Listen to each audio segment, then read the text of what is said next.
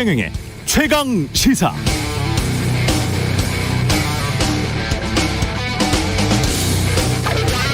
경제라는 것이 원래 경세재민, 세상을 경영하고 사람을 구제하는 것이니까 결국 경제가 정치고 정치가 경제인데요.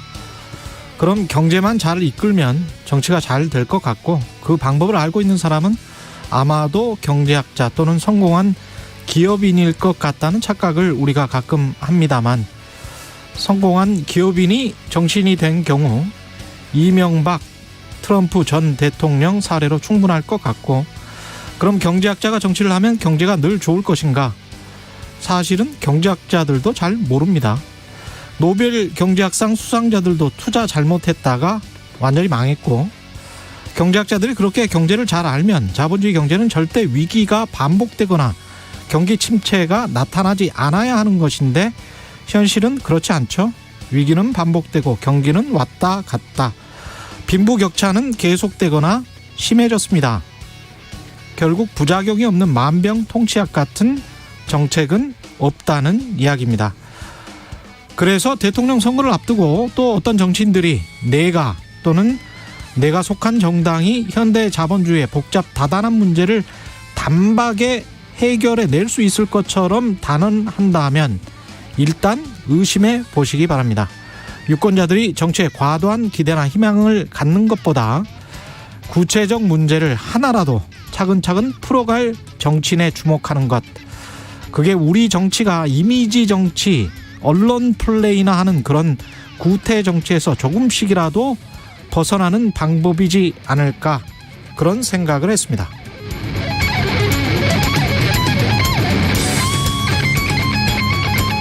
네, 안녕하십니까. 6월 15일 세상에 이익이 되는 방송 최경련의 최강시사 출발합니다. 저는 KBS 최경련 기자고요. 최경련의 최강시사 유튜브에 검색하시면 실시간 방송 보실 수 있습니다.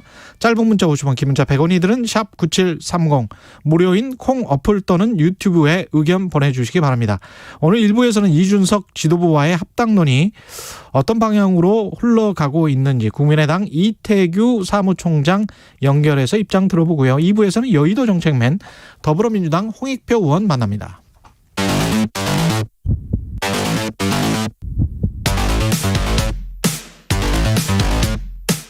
오늘 아침 가장 뜨거운 뉴스 언박싱. 네, 뉴스 언박싱 시작합니다. 민동기 기자, 김민아 시사평론가 나와 있습니다. 안녕하십니까? 안녕하세요. G7에서 한일 정상회담을 약식으로라도 하기로 했었던 건지 아닌 건지, 이게 다시 논란이 되네요. 그러니까 우리 외교 당국자가 밝힌 내용을 보면은 원래 하기로 되어 있었다라는 설명입니다. 그런데 일본이 우리 한국군의 독도 방어 훈련을 실시를 이유로 취소했다고 이제 얘기를 하고 있는 건데요. 약식 정상회담 그 성격이고요. 예. 마크롱 프랑스 대통령하고 한 회담장에 마련된 라운지에서 문재인 대통령이 한 10분 정도 짧게 회담을 했거든요. 예. 그러니까 양국 실무선에서 이런 약식 회담을 하기로 했다라고 잠정 합의를 했다. 이게 우리 외교 당국자의 설명인데, 원래 실무선에서는 합의를 했다. 네. 예. 그런데 일본 쪽에서 우리 그 독도 방어 훈련을 실시로 이걸 갑자기 취소했다라고 지금 주장을 하고 있는 그런 상황입니다. 뭐 어떻게 봐야 되나요? 이게 외교부 당국자, 외교 쪽 당국자가 이제 밝혔다는 이 얘기에 이제 워딩을 정확히 봐야 되는데, 실무 차원에서 잠정 합의됐다 이렇게 얘기를 하고 있거든요. 예. 그러면 이게 일본 입장에서는 빠져나가기가 좋은 이런 이 얘기 아니겠습니까? 예. 실무 차원에서는 합의가 됐는데 뭐 그 윗선에서는 뭐 거부가 됐다고 할 수도 있는 것이고, 여러 가지로 이제 빠져나갈 수 있는 그런 얘기인 건데, 결국은 이게 만약에 어떤 형태로든 간에 정상회담을 어떤 형식으로든 간에 약속을 했는데 일본이 일방적으로 그냥 거부하고 스가 요시히데 총리가 우리 문재인 대통령이 약속된 회담을 하기 위해서 이렇게 그곳에 갔는데 뭐 그냥 떠나버렸다, 이런 거면 엄청난 외교적 결례죠. 그런데 그렇죠. 이 워딩으로 볼 때는 그런 상황일 수도 있겠지만 또 아닌 상황일 수도 있는 거거든요.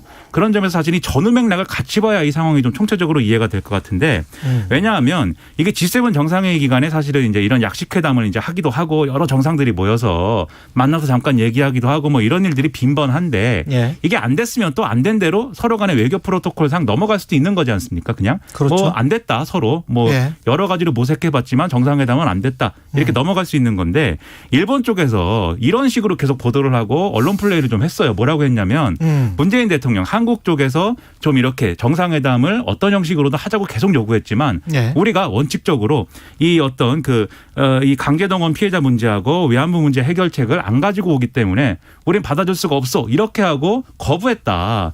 그리고 와서 뭐 이렇게 인사를 하길래 1분 예. 정도 그냥 응대해 준 게 다다. 스가 예. 요시히데 총리가 이렇게 반응을 한 거예요. 예. 그러니까 당연히 일본 언론들은 다 이거 한국이 막 대화를 하자고 이렇게 막 했지만 막 이렇게 뭐 요구를 했지만 우리가 원칙을 내세워서 거부한 것이다 이렇게 다 보도를 하겠죠. 예. 그러니까 여기에 대해서 어제 오전에 이제 최정문 외교부 2차관이 MBC 라디오에 나와서 이런 기사가 사실상 촌스러운 기사 아니냐 이렇게 꼬집었거든요.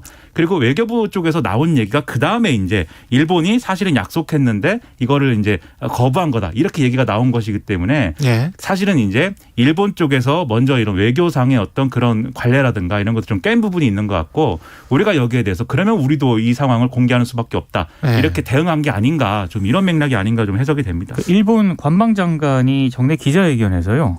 일본 관방장관의 그 발언도 자세히 보면은 실무선에서 분명히 좀 어떤 얘기가 있었던 건 분명한 것 같습니다. 뭐라고 네. 얘기를 했냐면 스가 총리 일정 등의 사정으로 한일 정상회담이 열리지 않은 것으로 알고 있다. 이렇게 얘기를 했거든요. 예. 그러니까 뭔가 얘기는 됐었는데 스가 총리가 일정이 생겼고 그래서 열리지 않은 것이다. 이 맥락상으로 해석이 될 수도 있기 때문에 이거는 조금 양국 간에 좀 신경전이 좀 벌어지고 있는 것 같아요. 그러니까 이게 사실 이제 또 그러한 이제 정상회담 중에 다자간의 정상회담 중에 한쪽 정상이 다른 쪽 정상을 굳이 이렇게 뭐 풀 어사이드라도 만나자고 하면은 또 절대 만나기 싫다 뭐 이럴 관계는 아니거든요. 한일 관계가. 그렇죠. 이게 예. 뭐 현안이 있긴 하지만 한 10분 만나는 건데. 그렇죠. 예. 더군다나 미국이 그것을 원하지 않습니까? 예. 둘이서 좀 풀어봐라. 예. 그렇기 때문에 절대 안 만날 거야. 이렇게 얘기하기는 어려운 상황이었지만 어쨌든 우리는 그런 맥락에서 정상회담을 하자고 계속 이제 좀 주장을 해왔는데 그동안의 언론 보도를 보더라도 언론이 실무진 차원에서도 우리는 뭐 협의할 생각이 없다. 이런 식으로 계속 반응을 해왔거든요. 그러니까 일본이 특히 소극적이었던 것은 분명한 사실이고 이게 사실 2019년에 사례가 있습니다. 당시 아베 신조 총리가 아세안 플러스 3 회의 태국 방콕에서 열린 회의에 예. 그 당시에 문재인 대통령하고 풀어사이드 회담을 했거든요. 소파에 앉아가지고 예. 11분 동안. 근데 그 당시에 그걸 했더니 일본의 이제 극우 언론이 산케이에서 뭐라고 보도를 했냐면 한국에 기습을 당했다 이렇게 보도를 했어요. 아베 신조 총리가 그냥 예. 인사를 하려고 갔는데 예. 문재인 대통령이 소파에 앉혀가지고는 기다리고 있던 당시 정의용 국가안보실장이 스마트폰으로 사진을 찍어서는 그것을 예. 언론에 배포했다. 한국에 기습당한 거다. 이래서 한번 욕먹은 적이 있고 그것을 그때 당시에 관방장관이 스가 요시히데입니다. 그런 점에서 볼 때 이 풀어사이드 회담에서 뭔가 끌려가는 모양새를 경계해서 좀 이렇게 극구 안 하겠다 이렇게 나온 것도 아닐까 뭐 그런 생각도 좀 드는 부분도 있는 거죠. 근데 우리 정부의 말을 믿는다고 한다면 동해에서 영토 수호 훈련 한 거를 문제 삼아서 회담을 일방적으로 취소를 했다면 이것도 웃기는 거 아니에요? 근데 그렇죠. 이게 예. 86년부터 연례적으로 해온 거기 때문에요. 그러니까요. 그걸 문제 삼았다면 그 자체도 문제고 예. 그래서 언론들 오늘 좀 보도한 걸 보니까 원래 G7 정상회의에 아시아에서는 일본만 유일하게 참석을 하지 않았습니까? 예. 근데 이번에 한국 정부가 초청국으로 들어가긴 했는데 그래서 부각시켜주기 좀 싫었던 거 아니냐라는 해석도 하나 있고 그럴 수 있죠. 그리고 예. 지금 9월 말쯤에 자민당 총재 임기가 만료가 되거든요. 스가 총리가 지금 일본에서 지지율이 굉장히 낮습니다. 예. 그런 상황에서 약식 정상회담이라도 하는 것 자체가 스가 총리 입장에서는 전혀 지금 플러스가 안 되는 그런 상황이기 때문에 그런 모습을 연출하지 않으려 했을 수도 있다라는 뭐 분석 이런저런 해석들이 나오고 있습니다. 거의 모든 근거가 이 스가 요시히데 총리가 이 우리 문재인 대통령과의 정상회담에 적극적인 이유가 거의 이제 없는 거예요. 어떤 네. 근거를 봐도 이런 맥락을 보면은 왜 그렇게 정상회담을 기피하고 있는지 그걸 좀 대충 이제 분위기를 파악할 수 있는 그런 내용들이 이제 있습니다. 사실은 일본 같은 경우는 식민 지배를 통해서 굉장히 많은 경제적인 이득을 얻었고 그렇죠. 한국 전쟁을 통해서도 경제적인 이득을 얻었잖아요. 그런 것들을 종합적으로 생각을 해본다면 그리고 이제 과거에 36년 동안의 어떤 일제 강제 그 강점기를 생각을 해본다면 이런 식으로 나오는 게 좀 점스럽네요. 좀 태도 자체는 우리가 그렇습니다. 사실 피해자인데 예. 피해자가 어쨌든 피해자는 우리잖아요. 그러니까요. 문제를 풀자고 하는데 예. 우리 이렇게까지 할 겁니까? 제가 한국인으로서 경고하겠습니다. 이제 여기서. 아니 독일 같은 경우에 무슨 폴란드에서 뭐 관련해서 뭐 만나자고 하면 네. 이런 식으로 행동을 한다면 유럽에서 굉장히 지탄받을 것 같아요. 특히 스가 총리가요. 외교에 약합니다. 예. 그런 평가를 많이 받고 있기 때문에. 예. 그래서 외교의 대부는 아베 신조다 이 얘기를 일본 사람들 많이 네. 하더라고요. 예. 백신 관련해서 국군 대구병원에서 물 백신을 맞췄어요? 이게 약간 황당한 사건인데요. 예. 제201 신속 대응여단에 복무하고 있다는 한 장병이 페이스북에 올린 글입니다. 예. 지난 10일 그 21명의 장병이 접종을 완료를 했는데 15명은 정상적으로 백신 접종을 받았거든요. 근데 6명이 식염수 주사를 맞았는데 현재 병원에서 정상적인 백신 접종자와 식염수 접종자를 구분할 수 없는 상태다 이렇게 얘기를 했다는 겁니다. 근데 병원 쪽에서는 일단 이런 방구 사과도 없이 너무 많은 인원을 접종하다 보니까 이런 일이 일어났다는 말, 그리고 2번 맞아도 전혀 문제가 없다는 말만 되풀이하고 있다라고 이제 페이스북에 글을 올렸는데요. 이 내용은 일단 사실인 것으로 확인이 됐습니다. 예. 화이자 백신이 보통 한 병당 17명에게 투약을 할 수가 있잖아요. 근데 예. 백신 원액이 담긴 병에 식염수를 주사기로 주입해서 희석한 뒤에 접종이 이루어지는데 이런 실수가 발생하는 것 자체가 약간 이해가 안 되긴 합니다만 접종 담당자가 이미 용법대로 사용을 마쳐서 소량의 원액 잔량만 남은 백신병을 새 병으로 착각을 했고요. 그래서 식염수를 다시 넣어서 예. 6명에게 접종을 했다는 겁니다. 그러니까 2번 희석을 한 거죠. 한 번 그렇습니다. 식염수 희석하고 그게 조금 남은 거를 다시 한 번 희석한 거죠. 예. 근데 문제는 그 6명이 누군지를 몰라. 구별할 수 있으면 문제가 적은데 예. 누군지를 모른다는 거예요. 뭐 어떻게 해야 되는 거야? 그래서 이 대상자들, 예. 이 접종 대상자들을 다 다시 맞춘다고 합니다. 그러면 21명인가 접종 대상자였는데 예. 6명 빼면은 이제 그럼 15명이 그러면 2번 맞는 거잖아요, 백신을. 그 짧은 기간에. 그렇죠. 그러면 그렇죠? 혹시 이게 부작용이 있지 않을까 좀 걱정스럽기도 한데 예. 다만 지금까지 이제 뭐 미국의 어떤 CDC나 이런 이제 권고 사항이나 이런 가이드라인 이런 것들을 보면은 예. 백신을 이제 그렇게 짧은 기간 내에 기간을 지키지 않고 다회를 맞았을 때 아직까지는 이제 엄청난 부작용이 있거나 그렇진 않다라고 얘기를 하고 있어서 그 부분에 있어서는 그래도 조금 안심이 되지만 군대에서 이런 일이 일어나고 자꾸 이런 상황이 예. 뭐 어떤 면에서 보면 과거의 어떤 기준에 비춰보면 뭐 군대에서 일어날 만한 일이다라는 싶기도 한 그런 생각도 들면서도 예. 절대 일어나서는 안 되는 일 아닙니까? 특히 코로나19 팬데믹 국면에 백신 접종을 하는데 여러모로 지금 이해가 안 되는 상황입니다. 만약에 민간 병원이나 의원에서 이런 일이 일어났다면 소송까지 가겠죠. 큰일 납니다. 예. 바로 이것은 접종 그 위탁 계약 해지됩니다. 예. 그리고 21명 가운데 15명이 다 맞은 건 아니고요. 희망자를 또 손들라고 했답니다. 아. 그래서 재접종을 희망한 10명만 다시 맞는 걸로 정리가 됐습니다. 이게 좀 아직 젊기 때문에 좀 참아도 될 것 같기도 하고, 왜냐하면 치명률이 우리가 계속 이야기를 하지만 30세 미만은 치명률이 지금 0이었잖아요. 그렇습니다. 예. 네. 한 명도 안 죽었기 때문에. 근데 이제 개인의 어떤 백신 접종의 이력과 그것을 이제 기준에 놓고 생각하면 뭐 그런 평가도 있을 수 있겠지만 군이라는 이제 집단에서 이 장병들에게 군 장병들에게 접종을 해야 되는 이런 예. 상황에서 과연 이런 식으로 한다고 하면 믿을 수 있겠는가? 예. 이 군에 자녀를 보낸 우리 부모들이 과연 그렇죠. 안심할 수 있겠는가? 예. 좀 군이 신뢰를 좀 제고할 수 있는 이런 노력들을 계속 해야 됩니다. 이게 모든 면에서 이렇게 신뢰가 없으면 어떡합니까? 밥도 제대로 안 주고 뭐 밥을 제대로 안 준 거에서 너무 화가 납니다. 저는. 예. 아유. 이 과거 같으면 후진국들이 되게 군이 가장 뭐랄까요? 강하고 그렇죠. 정교화돼 있고 행정 효율이 가장 뛰어난 조직이잖아요. 네. 근데 선진국이 되면 될수록 민간 부분이나 기업 부분이 가장 이제 뛰어난 조직으로 되잖아요. 우리도 점점 그렇게 돼가는 것 같아요. 그래서 다행스럽기도 하다가도 군이랄지 정부 쪽에서 오히려 민간 쪽에서 많이 배워야 된다. 이런 부분들은. 그래서 특히 예. 군의 경우에는 과거의 폐쇄적인 관료제적인 그런 어떤 문화라든가 체제가 그대로 남아있는 상황이 그렇습니다. 정체되어 있기 때문에 예. 군 개혁이 필요한 것 같습니다. 예.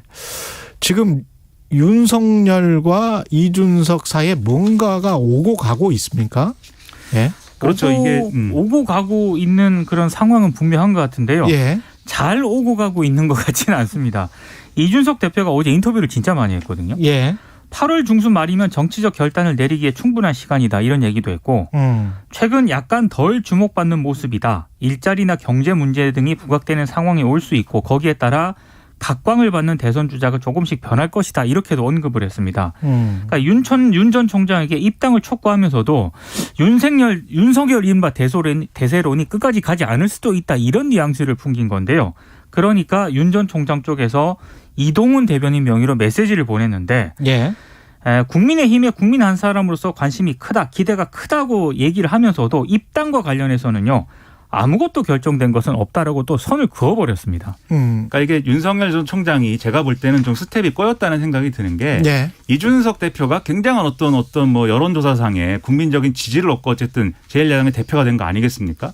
그 순간 이미 이제 윤석열 전 총장이 그동안 가졌던 어떤 대권 주자로서의 경쟁력이나 이런 게 약간 빛이 바래지는 측면이 있는 거고 이러한 이준석 바람에 사실 같이 손잡고 실려가는 모양새면 그래도 이게 좀 그래도 어떤 좀 난데 경쟁력을 살릴 수가 있는데 전당대회 국면에 권성동 의원하고 정진석 의원을 만났거든요. 예. 이준석 대표를 지지하거나 이준석 대표에 가까운 인사들이 아니었지 않습니까? 굳이 그 사람들을 만난 어떤 그 전제가 있기 때문에 결국 8월까지 경선할 거니까 입당하시오라는 얘기에 대해서 지금 입당하겠습니다, 입당 안 하겠습니다 얘기하기가 어려운 조건인 상황에서 뭐라고 얘기해도 이준석, 윤석열 간에 뭔가 삐걱거리는 거냐 이런 해석이 나올 수밖에 없는 상황이 이제 돼버린 거죠. 다만 지금 조선일보는 뭐라고 보도를 하고 있냐면 예. 이달 말쯤에 윤석열 전 총장 본인이 공식적인 정치 참여를 참여할 것이고 그리고 다음 달쯤에는 입당을 하지 않겠는가라는 야권의 관측이 나오고 있다 이렇게 얘기를 하고 있어서 입당을 한다. 그리고 그게 아마 조만간 될 것 같다라는 얘기들은 여의도에서 점점 많아지고 있는 그런 상황인 것 같습니다. 근데 경제로 이슈가 변할 수 있다. 이거는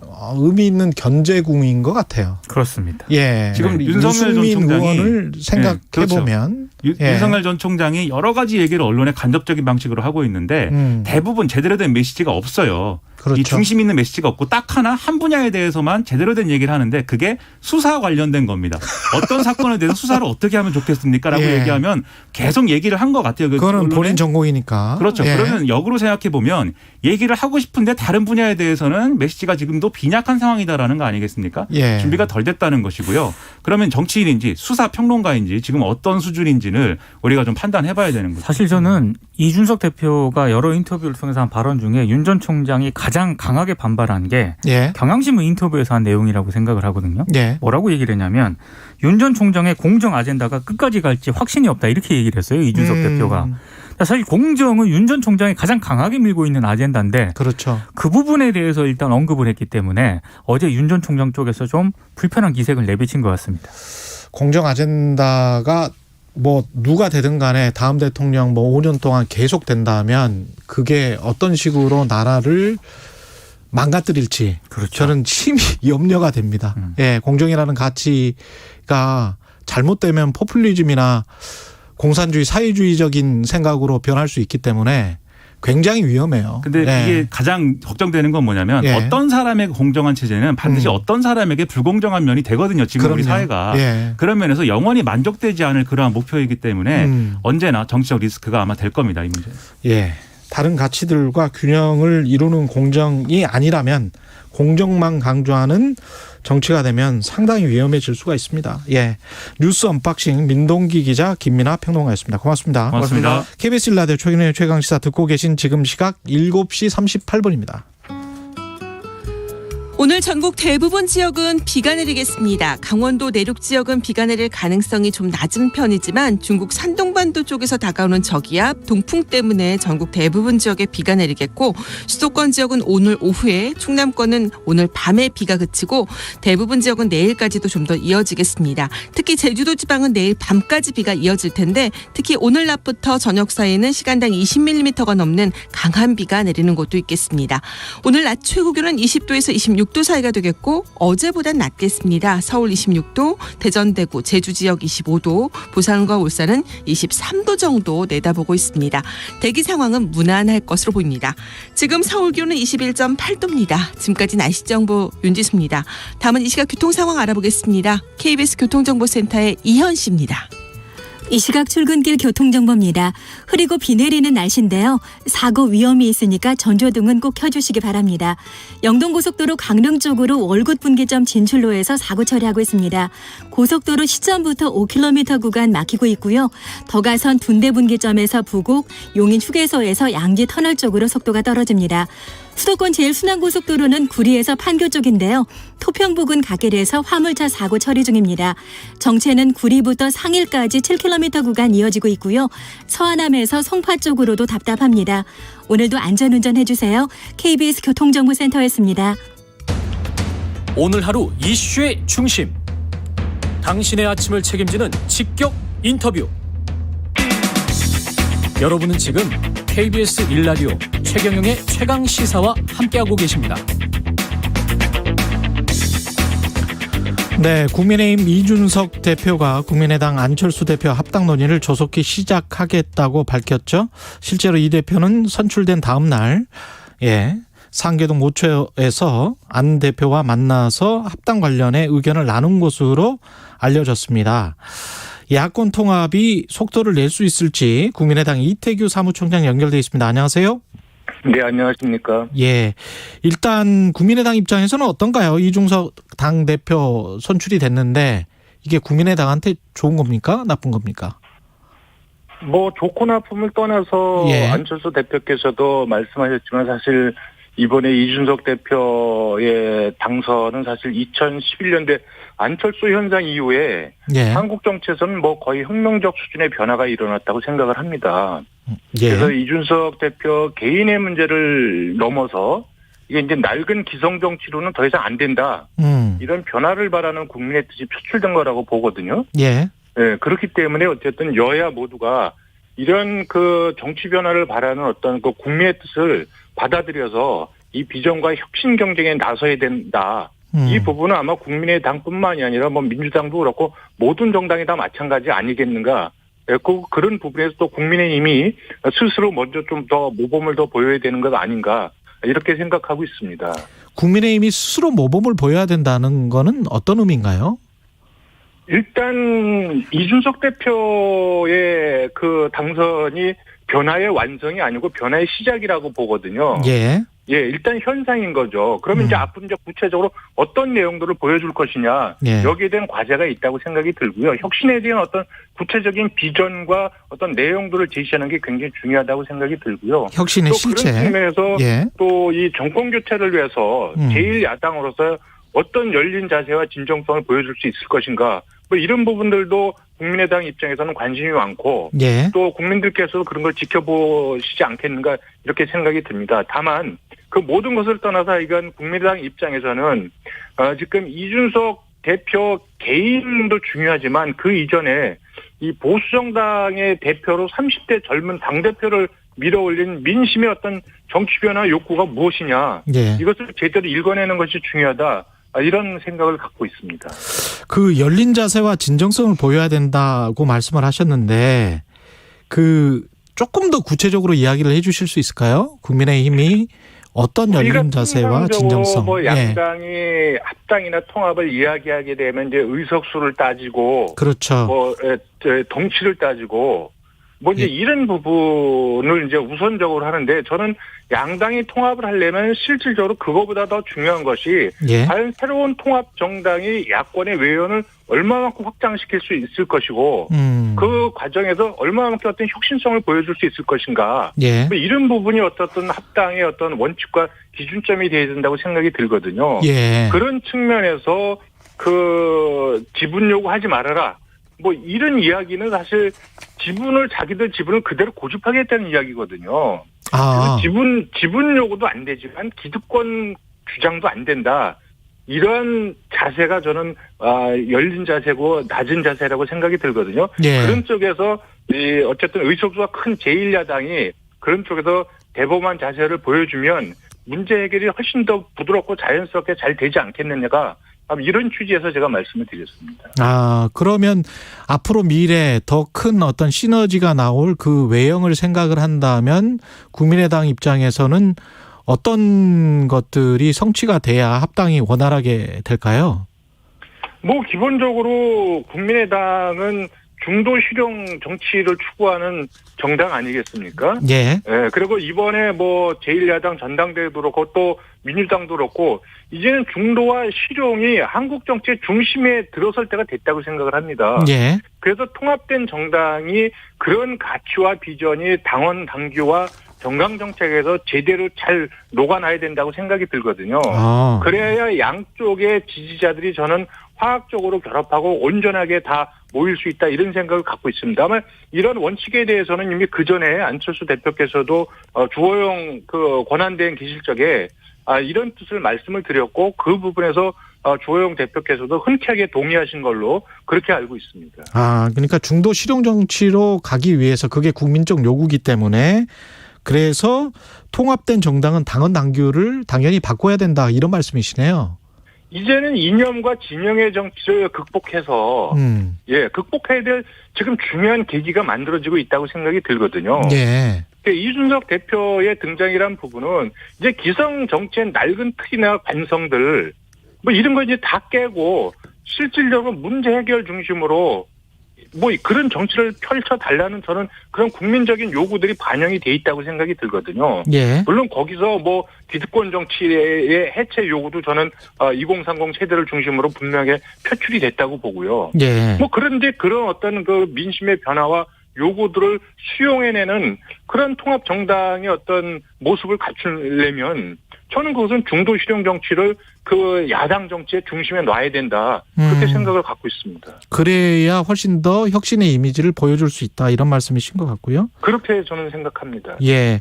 이게 결국은 안철수 대표가 제1야당을 비롯한 정치 세력들이 기득권을 내려놓아야 된다. 이 말과 일맥상통하는 건가요? 어떻습니까? 저는 그렇게 당연히 그렇게 맞습니다. 그래서 이것이 무슨 이 정치적인 주도권이나 뭐 이런 부분이하고 이제 원칙적인 이야기, 현재 상황에서 국민들이 바라는 바가 무엇인가를 생각을 한다면 저는 그런 방향으로 가야 된다고 생각이 들고요. 예. 특히 이제 야당 입장에서는 이제 내년 대선에서 정권 교체라는 큰 과제를 안고 있지 않습니까?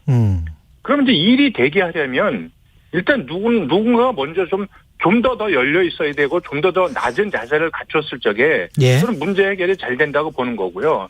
특히 제1야당이 지금 이 덩치나 뭐 이런 것을 고집하지 않고 스스로 먼저 조금 양보하고 또 더 낮게 모범을 보이면 일이 훨씬 더 잘 되지 않겠습니까? 예. 물론 그런 자세는 국민의당도 반드시 견제하고 지켜야 될 자세다. 이런 생각도 또 변함없이 갖고 있습니다. 형식이나 절차는 당대당 합당인 거죠, 이게? 어떻게? 양당이 합치는데 안철수 대표나 저희 의원들이 탈당해서 개별적으로 입당하지 않는다면 그것은 당대당 통합이 되는 겁니다. 다만 이제 당대당 통합 과정에서 당명을 바꾸게 되면 이제 신설합당이 되는 거고 당명을 바꾸지 않게 되면 이제 흡수합당이 되는 거죠. 형식은 이제 당대당인데 그것이 신설합당이냐 흡수합당이냐 이제 이런 문제가 남는 거죠. 그렇기 때문에 이제 당명을 국민의힘과 국민의당이 합쳤을 때 어떤 당명을 쓸 것인가 뭐 이런 문제가 아마 또 협상에서도 중요한 어떤 과제가 되지 않겠는가 당명도. 이런 생각을 갖고 있습니다. 아까 말씀하신 대로 그러면 당명을 바꾸지 않는다고 하더라도 흡수합당이 된다고 하더라도 당헌 당규는 바꿔야 된다라고 보십니까? 당명 개정과 관계없이 사실 어떻게 보면 저는 개인적으로 중요한 것이 당명 개정도 중요하다고 보지만 이 새로운 시대에 걸맞는 새로운 혁신적인 야당으로 거듭나기 위한 당원과 정강 정책을 어떻게 바꿔낼 것인가. 저는 개인적으로는 그쪽에 더 관심이 많습니다. 예. 지금 수임기구 구성에 나섰다고 어제 보도가 나왔는데요. 국민의힘과 국민의당이 협상 실무를 담당할 이 시기는 어느 정도로 보세요? 실제적으로. 네, 이게 수임기구라는 거는 이제 뭐 합당이 공식 확정된 이후에 이제 구체적인 법률적 사항을 정리하기 위한 기구이기 때문에 지금 수임기구가 아니라 아마 이제 실무협상단이라는 표현이 더 정확할 것 같고요. 그 내일 이제 이준석 대표가 내일 오후에 예방하기로 되어 있습니다. 그래서 아마 그때 두 당의 대표들께서 어떤 그 합당을 한 실무협상에 대해서 만약에 거기서 원칙적인 합의를 보신다면 바로 양당에서 실무협상 대표를 지명해서 실무협상이 시작되지 않겠는가 이렇게 예상은 좀 하고 있습니다. 그리고 이미 국민의당은 오래전에 실무협상단을 내부적으로 이렇게 내정하고 있습니다. 그 국민의당 자체 그 지역위원장 인선하는 거 있었지 않습니까? 네. 과거에 보면 이 대표가 속값은 후하게 쳐드리겠지만 이 국민의당 자체 지역위원장 인선이 이거는 뭐 이렇게 하는 거는 좀 바람직하지 않다 이런 식으로 이제 비판을 했었던 적이 있었잖아요. 일단 뭐 이준석 대표가 이제 경선 과정에서 그런 뭐 속값 운운하며 그런 표현을 했는데 예. 그 사실 이제 굉장히 부적절한 표현이죠. 다만 저는 이제 경선 과정에서의 선거 전략의 일환으로 저는 이해하고요. 예. 그렇지만 이제 경선이 끝나고 당대표가 되셨는데 지금도 그런 인식을 갖고 있다면 저는 그건 통합에 큰 걸림돌로 작용할 수 있다. 예. 이런 우려를 좀 갖고 있고요. 예. 거듭 말씀드리지만 국민의당 지역위원장 공모는 저는 합당과는 전혀 관계가 없는 국민의당 독자적인 조직 강화 차원의 활동으로 이해를 좀 해 주셔야 된다 이렇게 생각을 합니다. 그래서 이미 국민의당 올해 초부터 지역위원장 공모 얘기가 나와서 예. 저희가 조강특위를 설치한 게 2월 초입니다. 예. 그런데 이제 그때는 이제 서울시장 후보 단일화 때문에 또 국민의힘을 자극할 수 있다. 뭐 이렇게 해서 저희가 또 그걸 미뤘거든요. 예. 근데 다시 이제 국민의힘 전당대회 때문에 합당 논의가 좀 미루어지자. 예. 이제 이건 그대로 집행하자. 이렇게 저기 결정을 받던 거고요. 예. 사실 보면 국민의힘도 총선 이후에 지속적으로 당협위원장을 교체하면서 새로 임명해 왔습니다. 계속해서.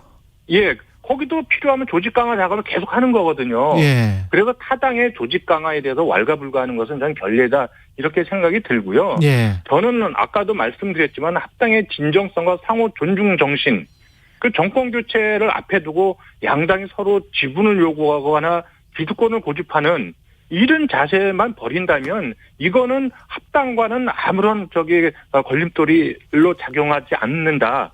이런 부분에서 분명히 말씀드릴 수 있습니다. 그러면 지금 현재 국민의당이 지역위원장 같은 경우는 당협위원장을 인선을 뭐 적당한 사람이 있으면 하고 있는 겁니까?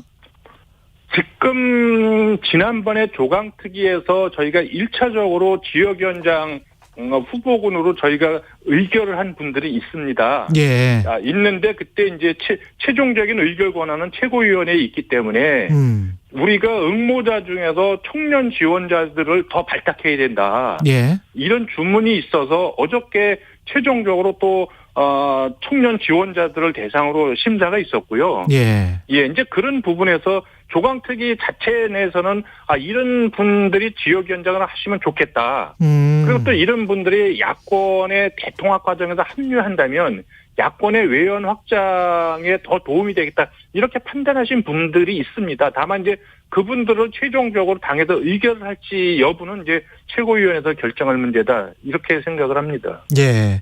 이준석 대표 같은 경우에 이제 버스 이야기하면서 8월 한 중순쯤에는 경선 일정을 시작한다라고 이야기를 했잖아요. 그러면 합당은 그 전에 돼야 되는 거 아닌가요? 어떻게 보세요? 저도 뭐 상식적으로 본다면 그 전에 합당이 이루어져야 된다고 생각이 듭니다. 그래서 그때까지도 합당 부분이 결정이 안 된다면 양당 간에 상당한 갈등이 있다는 증거 아니겠습니까? 예. 예, 그렇게 해서 저는 아마 다만 이제 이것이 정치 일정에 있어서 그것이 이제 국민의힘의 정치 일정 아니겠습니까? 예.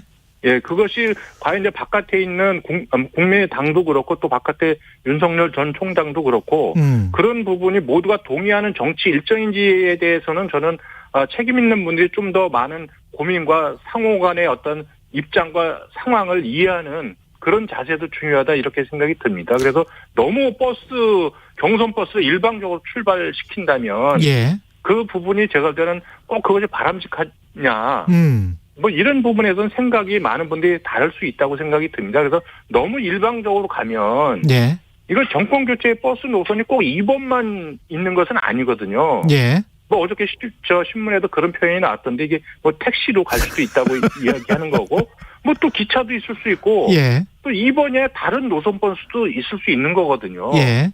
그런 쪽에서 저는 국민의힘이 제1야당인 만큼 전체를 좀 아우르는 그런 조금 자세가 좀 필요하다. 이런 개인적인 바람을 갖고 있습니다. 마지막으로 한 20초 남았는데요. 윤석열 전 총장보다는 윤석열 전 총장이 만약 입당을 한다면 국민의힘에 그러면 합당이 조금 더 빨라야 되지 않을까 그런 생각도 하는데 어떻게 보세요? 그거는? 글쎄 그거는 뭐 저는 윤석열 전 총장의 입장을 정확히 모르기 때문에 다만 국민의당과 국민의힘의 합당이나 윤석열 총장의 국민의힘 합류 여부나 뭐 이런 부분들이 저는 상호간에 어느 정도의 조금 연관성은 좀 있지 않겠는가 그런 생각은 좀 갖고 있습니다. 알겠습니다. 말씀 감사하고요. 국민의당 이태규 사무총장이었습니다. 고맙습니다. 네, 고맙습니다. KBS 1라디오 최경영 최강시사 1부는 여기까지고요. 잠시 후 2부에서는 여의도 정책맨 더불어민주당 홍익표 의원 만나보겠습니다. 고맙습니다.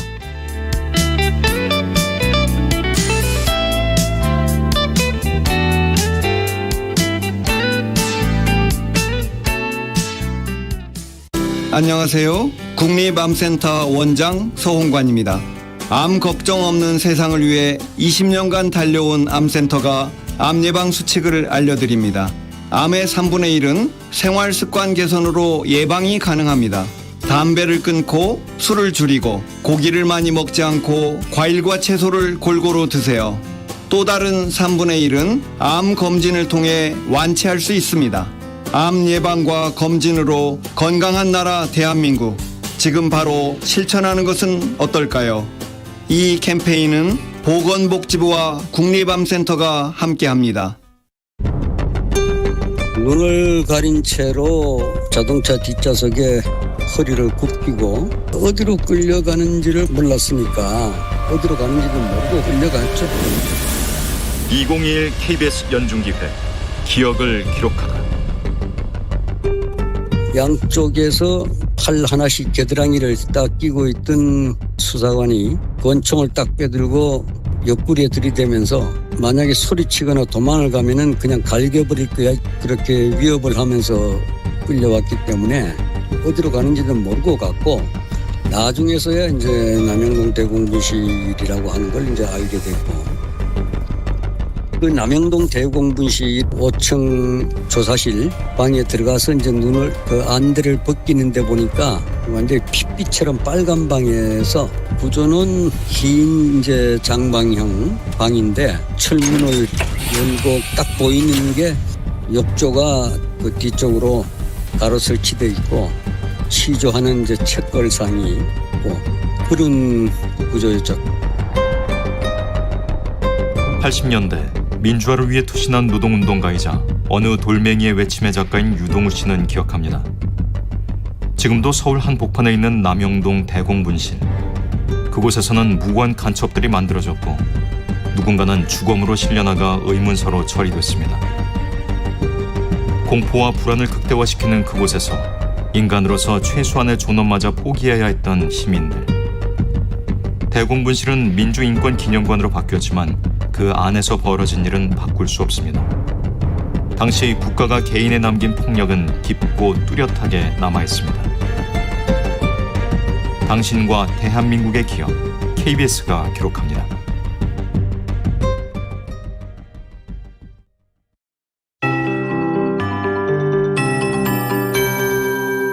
KBS 58분 날씨. 서울은 하늘이 잔뜩 흐려 있습니다. 한때 비가 내려서 0.3mm의 강수를 기록하고 있는데요. 오늘 수도권 지역, 전라도, 제주도 지방은 지금 비가 이미 시작된 곳이 많습니다. 중국 산동반도 남쪽에서 다가오는 저기압 때문에 전국 대부분 지역에 비가 내리겠고, 동쪽 지역의 경우 동풍의 영향을 받아서 동해안과 강원도 산지는 내일 오후까지 비가 내릴 것으로 예상이 됩니다. 예상 강우량을 보면 제주도 지방이 가장 많은데요. 30에서 80mm, 제주 산지는 100mm 이상으로 오늘 낮부터 저녁 사이 제주도 지방은 시간당 20mm가 넘는 강한 비가 내리는 곳도 있겠습니다. 그리고 수도권 지역과 강원 영동 지방, 충청권, 전라북도, 경상북도 대부분 지역은 5에서 20mm 정도의 비가 예상되고, 수도권은 오늘 오후에, 충남권은 오늘 밤에 비가 그치고 그 밖에 대부분 지역은 내일까지도 비가 좀 더 길게 이어질 전망입니다. 동풍 때문에 안개가 드리워지는 곳도 있는데요. 특히 강원도 산지의 경우 앞을 내다볼 수 있는 거리가 200m 이하로 제한이 되면서 내일까지 안개 구간 지나실 때 주의하시는 것이 좋겠습니다. 오늘 낮 기온은 어제보단 낮겠습니다. 서울 26도, 대전, 대구, 제주 지역 25도, 광주 24, 부산, 울산은 23도가 예상됩니다. 지금 서울 기온은 21.9도입니다. 윤지수입니다.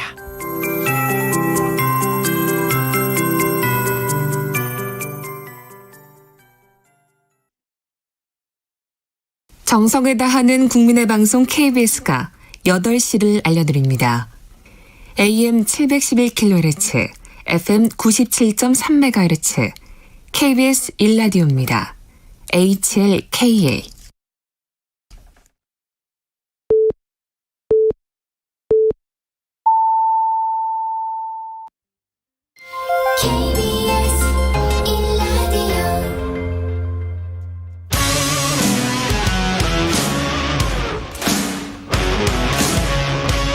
오늘 하루 이슈의 중심 최경영의 최강 시사.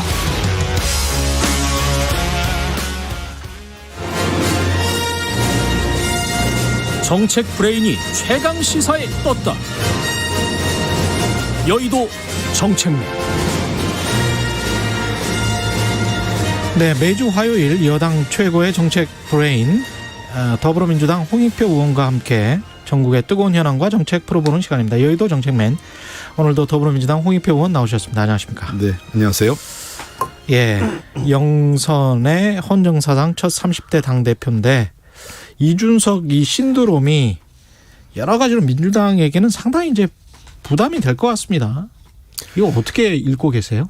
글쎄요, 부담으로 느끼면 부담이고요. 네. 이것을 뭐 좋은 자극제나 또는 우리에게 어떤 뭐랄까 새로운 전환의 터닝 포인트를 잡는다고 하면 또 그렇게 할 수도 있다고 생각을 합니다. 그래서 예. 이준석 대표의 등장이 우리에게 부담이 아니라 저는 도리어 그 긍정적인 에너지 역할을 할 가능성도 더 크다 이렇게 보고 있습니다. 예. 근데 이제 그 공학적으로만 살펴보면 기존의 60대 이상의 보수 야당 지지자들이 굉장히 두텁고요. 여기에 이제 이준석 현상이 일어나면서 재보궐선거에서 특히 그랬지만 20대들이 이제 국민의힘에 많이 찍었지 않습니까? 그러면 4050을 뺀다면 일종의 양쪽으로부터 협공을 받는 그런 상황이고 인구 구성으로 본다면 이거는 도저히 이길 수 없는 상황인데 2030의 표심을 돌리지 못한다면 어떻게 보세요? 우선 거기에 전제는 그 2030이 그 이준석 그 대표 체제 그 국민의힘을 계속 지지한다는 전제가 그렇죠. 있고요. 그리고 실제로 예. 그러면 2030을 이준석 그 대표가 대표하고 있느냐? 예. 여러 가지 문제가 있는 것 같아요. 그래서 2030이라고 할 때는 2030의 문제는 지금의 문제뿐만 아니라 그 과거에서부터 계속 젊은 세대의 문제가 있었고 또 어느 나라든 비슷하게 그 문제가 이 정치권에서는 소외돼 있죠, 상당히. 그러니까 소외라는 건 두 가지인데 하나는 세대적으로 보면은 아무래도 2030보다는 그 사회의 리더를 이끌어가는 주도층은 40대 중후반 이상이겠지 않습니까? 예. 왜냐하면 일종의 그 세대로 보면 그쪽 세대가 기득권이죠. 그렇습니다. 그 다음에 예. 두 번째 보면은 2030의 정치 참여가 매우 낮아요. 예. 상대적으로. 그러다 보니까 2030에 대해서는 그러니까 청년 세대에 대해서 정치권이 그동안 사실 그렇게 그러니까 예를 들면 공약을 보면 최근에 청년 공약이 쏟아지는데 예. 과거에는 대개 보면 장년층 또는 노년층에 대한 공약이 중심이거든요. 그렇죠. 그런 측면에서 저는 이제야말로 그 청년 세대 소위 2030으로 불리는 청년 세대나 저 젊은 세대에 대한 그 정교한 공약, 그다음에 그들에 대한 맞춤형 공약을 어디가 잘 만들어내느냐라는 게 핵심이라고 생각을 합니다. 그리고 거꾸로 그동안 2030의 지지를 얻고 그 이준석 대표 체제가 출범했기 때문에 저는 그 부담도 클 거라고 생각을 해요. 공정 이제 주로 얘기하는 건 공정의 문제, 그다음에 청년 세대의 소외감이나 또는 현재 문제가 된 일자리 문제, 그다음에 젠더 이슈 등등 여러 가지가 남아 있는데 그거를 만족 못 시켰을 때 네, 그런 문제에 대해서 과연 그러면 지금 그냥 이 사람을 교체한 거지 않습니까? 그렇죠. 그 사람을 교체한 거고 당의 간판을 교체한 건데 과연 그것이 그 실질적인 내용으로 이어질 수 있느냐 하는 문제에 대해서는 분명히 그거는 훨씬 더 그 엄격한 이 심판이 있을 거로 생각을 해요. 그거는 뭐 이준석 국민의힘뿐만 아니라 우리 당까지. 그래서 이건 기존 정당 체계의 굉장히 위기라고 저는 생각을 합니다. 실체와 내용으로 이제 앞으로 승부를 보는 수밖에 없다. 뭐 이런 말씀이시네요. 그렇습니다. 네. 예. 근데 8월 버스 경선 이야기하면서요. 곰곰이 생각을 해보니까 국민의힘이 8월 이준석 대표가 된 다음에 8월 경선을 진행을 시킨다면 그게 민주당의 어떤 9월 경선 또는 경선 연기론에 영향을 줄 가능성이 있지 않습니까? 만약에 8월에 경선을 해버리면 국민의힘이 네. 그럼 민주당이 굳이 11월 뭐 이렇게 10월, 11월 경선을 연기할 필요는 없는 거 아닙니까? 국민의힘과 관련돼서 뭐 경선 연기 뭐 이런 얘기를 저희가 뭐 물론 상대가 있으니까 고민을 해야 되겠지만은 그거보다는 하여간 지금 현재로서는 원칙적으로 우리가 당론 그 당원 당규에 있는 데를 원칙대로 하는 것이 이제 기본이죠. 다만 일부 이제 대선 주자 그 후발 주자들이 이러저런 그 이유로 방역이나 또는 뭐 그 시기상의 문제를 갖고 이제 그 문제 제기를 하셨기 때문에 그 기본 원칙의 입장, 원칙적 입장에서 그런 문제들을 빨리 정리하는 게 좀 바람직하다. 이런 생각을 하고요. 다만 결국 시기의 문제보다는 경선의 방식인 것 같아요. 경선을 어떻게 좀 더 그 이 소위 얘기해서 뭐 뻔한 결과, 그러니까 결과가 뻔하더라도 과정을 훨씬 더 그 사람들한테 다가가는 경선. 그러니까 실제로 우리가 국민 참여 경선이라고 얘기를 하는데 국민과 일반 시민들이 얼마큼 많이 참여하고 관심을 가질 수 있는 경선 방식이 되느냐 이게 제일 핵심인 것 같습니다. 민주당 같은 경우는 이런 이준석 열풍 이 신드롬에 대항해서 어떤 준비를 하고 있습니까? 뭐 당연히 준비를 하고 있겠죠. 구체적으로 좀 말씀을 해 주실 수 있을까요? 글쎄요, 뭐 그거는 근데 그 대선에 이준석 그 대표가 나오는 건 아니지 않습니까? 그렇긴 하죠. 그리고 두 번째는 대선이 어떤 특정 세대만을 반영해서 할 수는 아니기 때문에 과거의 역대 대선을 보면 결국은 미래에 대한 답변. 그러니까 미래에 대한 답변이라는 게 현실의 문제를 기초해서 미래에 대한 답을 누가 잘 해내느냐 그런 지도자 그다음에 그런 정당이 결국 국민으로부터 선택을 받는다고 생각을 합니다. 그래서 지금의 여러 가지 문제가 있기 때문에 그런 문제들을 잘 준비하는 게 우선이고요. 또 하나 기본적으로 이제 당이 그러면 미래 인재를 어떻게 키워내야 될 건가 하는 건데 다행히 우리 당에도 굉장히 괜찮은 좋은 청년 정치인들이 많이 계십니다. 뭐 현역 의원도 있고 현역 의원 아닌 분들 중에서도 몇 분 계시기 때문에 그런 분들이 조금 더 역할을 할 수 있도록 당에서 조금 책임도 주고 또 그에 대한 그 권한도 준다면 저는 훨씬 더 당이 좀 젊어지기도 하고 역동적일 수도 있지 않을까 생각을 합니다.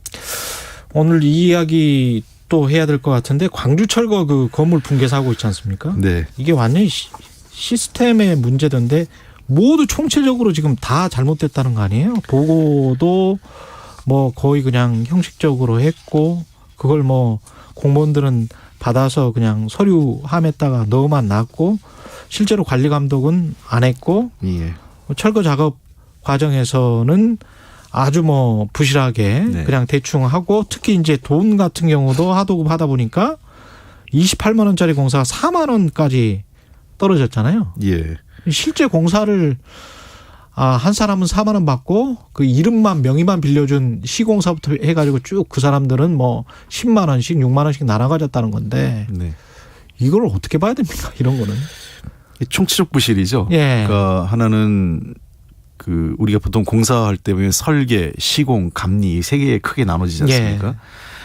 설계, 시공, 감리 어느 한 부분에서라도 꼼꼼히 이 문제를 챙겼으면 이런 사고는 안 났을 거예요. 그러니까 세 부분에서 다 문제가 생겼던 거죠. 그리고 그 건축주, 그다음에 시행하는 그 시행사, 그리고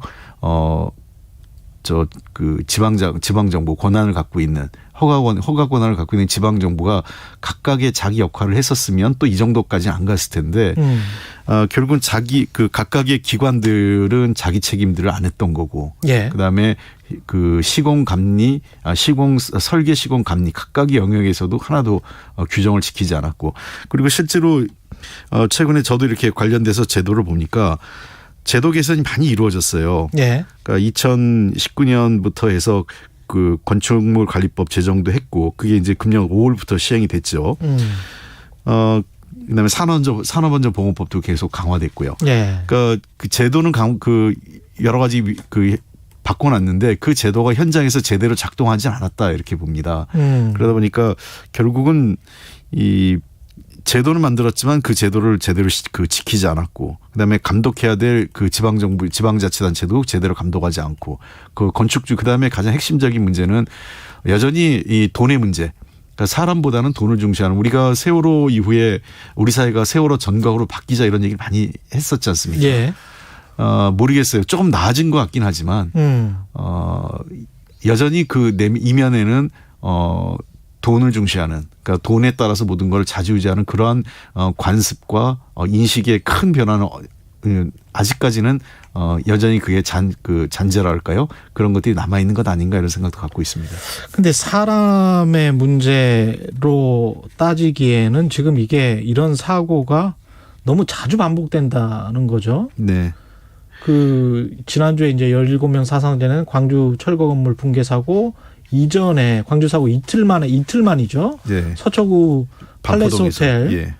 철거 현장에서도 시스템 비계가 무너졌고 19년에 서초구 잠원동 사건, 최근 5년에 서울에서만 18건의 철거 붕괴 사고가 발생했다는 건데 네. 이거는 어떻게 막을 수 있습니까? 법으로. 그러니까 이게 참 사실 계기가 된 게 말씀하신 대로 가장 이번에 6월 9일 광주에서 일어났던 사건과 가장 유사한 게 2019년 7월 4일에 있었던 서초구 잠원동 사건이거든요. 이때도 건물 외벽이 붕괴해서 신호등이 인정했던 승용차를 매몰했던, 이번에처럼 버스가 매몰된 거하고 가장 유사한 사건인데, 이 사건 계기로 해서 건축물 관리법을 저희가 이 여러 가지 제정을 하고 지금 관리를 했거든요. 즉 이때 만들어진 내용을 보면 건축주가 해체 계획서를 자치단체로부터 이 과거인 신고제였는데 허가를 받게 돼 있습니다. 허가를 받게 돼 있고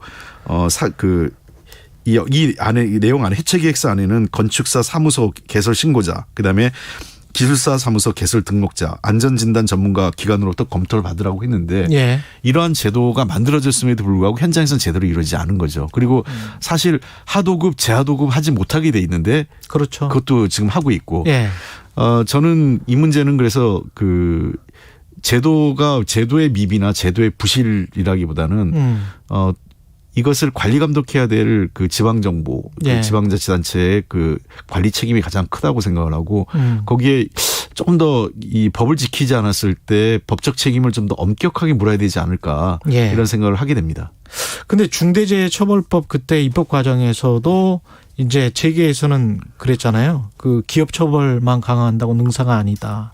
뭐 그렇게 하면 오히려 수주가 급감해서 중소기업들이 더 아주 피해를 받을 것이다. 그러면서 이제 경제적인 돈 문제 가지고 이제 거론을 하면서 이렇게 되면 당신들이 주장하는 민생이 피폐해질 수 있다. 이런 식으로 이제 이야기를 하는 거 아닙니까? 그리고 그런 상황에서 계속 밀려서 노동계에서 원하는 만큼의 중대재해처벌법이 된 것도 아니잖아요. 사실 노동계 입장에서 봤을 때는. 예, 맞습니다. 그래서 그 당시에 일부 보수 언론까지 같이 해서 기업의 활동을 옥죄한다 이런 얘기를 반복적으로 하지 않습니까? 그래서 저는 이 문제에 대해서는 이런 생각을 갖게 돼요. 물론 이제 기업의 주장도 아주 틀린 얘기는 아니라고 생각을 해요. 그렇죠. 왜냐하면 상대적으로 우리나라 여러 법 중에 OECD 국가들하고 비교해 봤을 때 경제범죄나 이런 거에 대해서 지나치게 형사법 처벌이 많습니다. 그러니까 저는 형사처벌을 너무 과하다 보니까 의외로 형사처벌을 법원이 굉장히 보수적으로 해요. 그러니까 유명무실하게 되는 거죠. 그렇죠. 그러니까 예를 들면 최대 징역 5년형에 처한다 이렇게 해놓고 나면 어떤 현상이 벌어지냐면 징역형을 하긴 그러니까 집행유예나 이런 걸 해버리거든요. 그러면 사실상 솜방망이 처벌이 나오는 거죠. 근데 대신에 이제 미국 같은 경우는 민사적으로는 거액의 손해배상을 하는. 그렇습니다. 그렇죠. 두 가지 방식이 강화돼야 되는데요. 하나는 경제처벌을 강화하는 것도 바람직하다. 그럼 저는 기업들도 제가 만났던 기업 관계자들 그런 얘기 참 많이 하세요. 그러니까 우리가 이 징벌적 배상, 손해배상, 예전에 징벌 과징금 얘기하지 않습니까? 그래서 지금보다는 진짜 이게 안전관리 잘못해서 사고 나면, 우리가 그 돈 몇 푼 아끼려고 그러다가 더 큰 기업이, 위기에 처한다. 기업이 망할 수도 있다. 이런 생각을 가질 정도로, 경제범죄에 대한 그 처벌 수준을 좀 이 과징금 수준을 좀 높여야 될 것 같고요. 민사배상도 마찬가지라고 생각을 합니다. 뭐 사람 목숨값이 차이가 있는 건 아닌데 미국 법원에 가서 사고 나는 거하고 그래서 그렇죠. 가끔 이런 얘기 저 진행자분께서도 아시겠지만 항공기 사고 같은 게 났을 때 미국 법원에 가서 그 소송하는 게 한국 법원에서 하는 것보다 최소한 3배에서 5배 정도 더 많이 받는다는 얘기가 있어요. 사람 몸값이 달라요. 그래서 이거는 제가 보기에는 우리 이 법원의 좀 각성도 좀 있어야 된다고 생각을 해요. 그래서 법원이 이러한 문제에 대해서는 대법원의 그 영구식 그 관제가 있거든요. 그러니까 이 형사처벌이나 또는 이런 그 새로운 경제범죄에 대해서 어떻게 효율적인 그 처벌을 할 거냐, 그다음에 국민 눈높이에 맞출 거냐에 대해서 법원도 자기들의 그 어떤 그 재판에 대해서 판결에 대해서 한번 검토를 해서 이번 기회에 이런 경제범죄 또는 안전사고에 대해서 뭐 그 솜방망이 처벌을 하고 사실상 뭐 눈 하나 깜짝하지 않는 그러한 것들이 반복되지 않기 위해서는 저는 좀 처벌에 대해서 그다음에 민사배상의 수준에 대해서도 좀 달리 생각해야 한다고 생각을 합니다. 만약에 이 아직 중대재해처벌법이 시행이 안 됐기 때문에 그게 발효가 되고 시행됐다면 이번 같은 경우에 현대산업개발이 처벌받을 수 있었을까요? 뭐 단정적으로 얘기할 수는 없겠지만 우선은 그 법 적용이 가능한지에 대해서 수사가 이루어졌겠죠. 그러니까 중대재해처벌의 그 대상인지 아닌지에 대한 수사는 아마 했을 것 같습니다. 그런 측면에서 저는 조금 이 중대재해처벌법이 유예된 것도 그다음에 뭐 1년 유예야 그렇다 치더라도 지금 또 50인 미만 사고가 제일 많이 나는 게 사실은 50인 미만하고 건설 현장이거든요. 그렇죠. 이게 또 그 추가적으로 1년 이상 유예돼 있는 것도 조금 걱정스러운 부분입니다.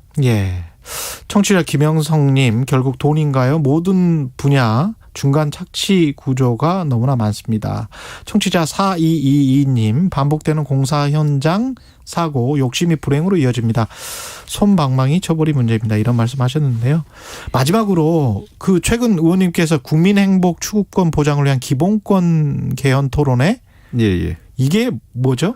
이 국민행복 추구권 보장을 위한 기본권 개헌?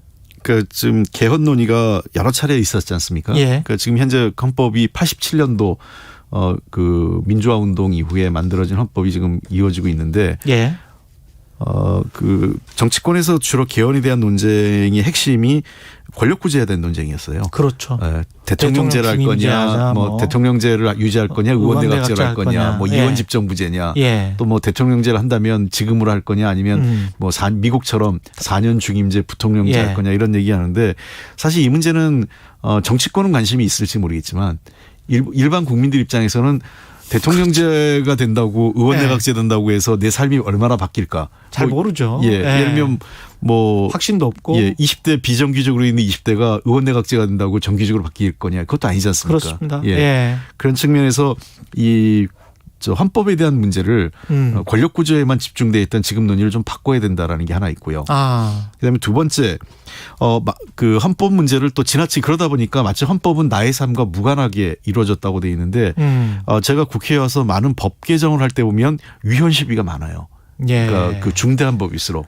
그렇죠. 이게 뭐 과도하게 경제 활동을 제한하느냐. 우리가 재건축할 때도 뭐 그런 이야기 많이 하죠. 그렇습니다. 뭐 부동산 문제와 관련돼서도 뭔가 그 그러니까 부동산은 공적인 것과 관련되니까 좀 그 개인의 경제 활동을 좀 제한해서라도 부동산과 관련된 문제를 접근하자고 하면 개인의 시장 경제 활동을 제한하는 거냐 이런 얘기가 반복되는데 대표적인 게 이제 토지공 개념이죠. 그렇죠. 사실 토지공 개념은 이미 우리 헌법에 들어와 있습니다.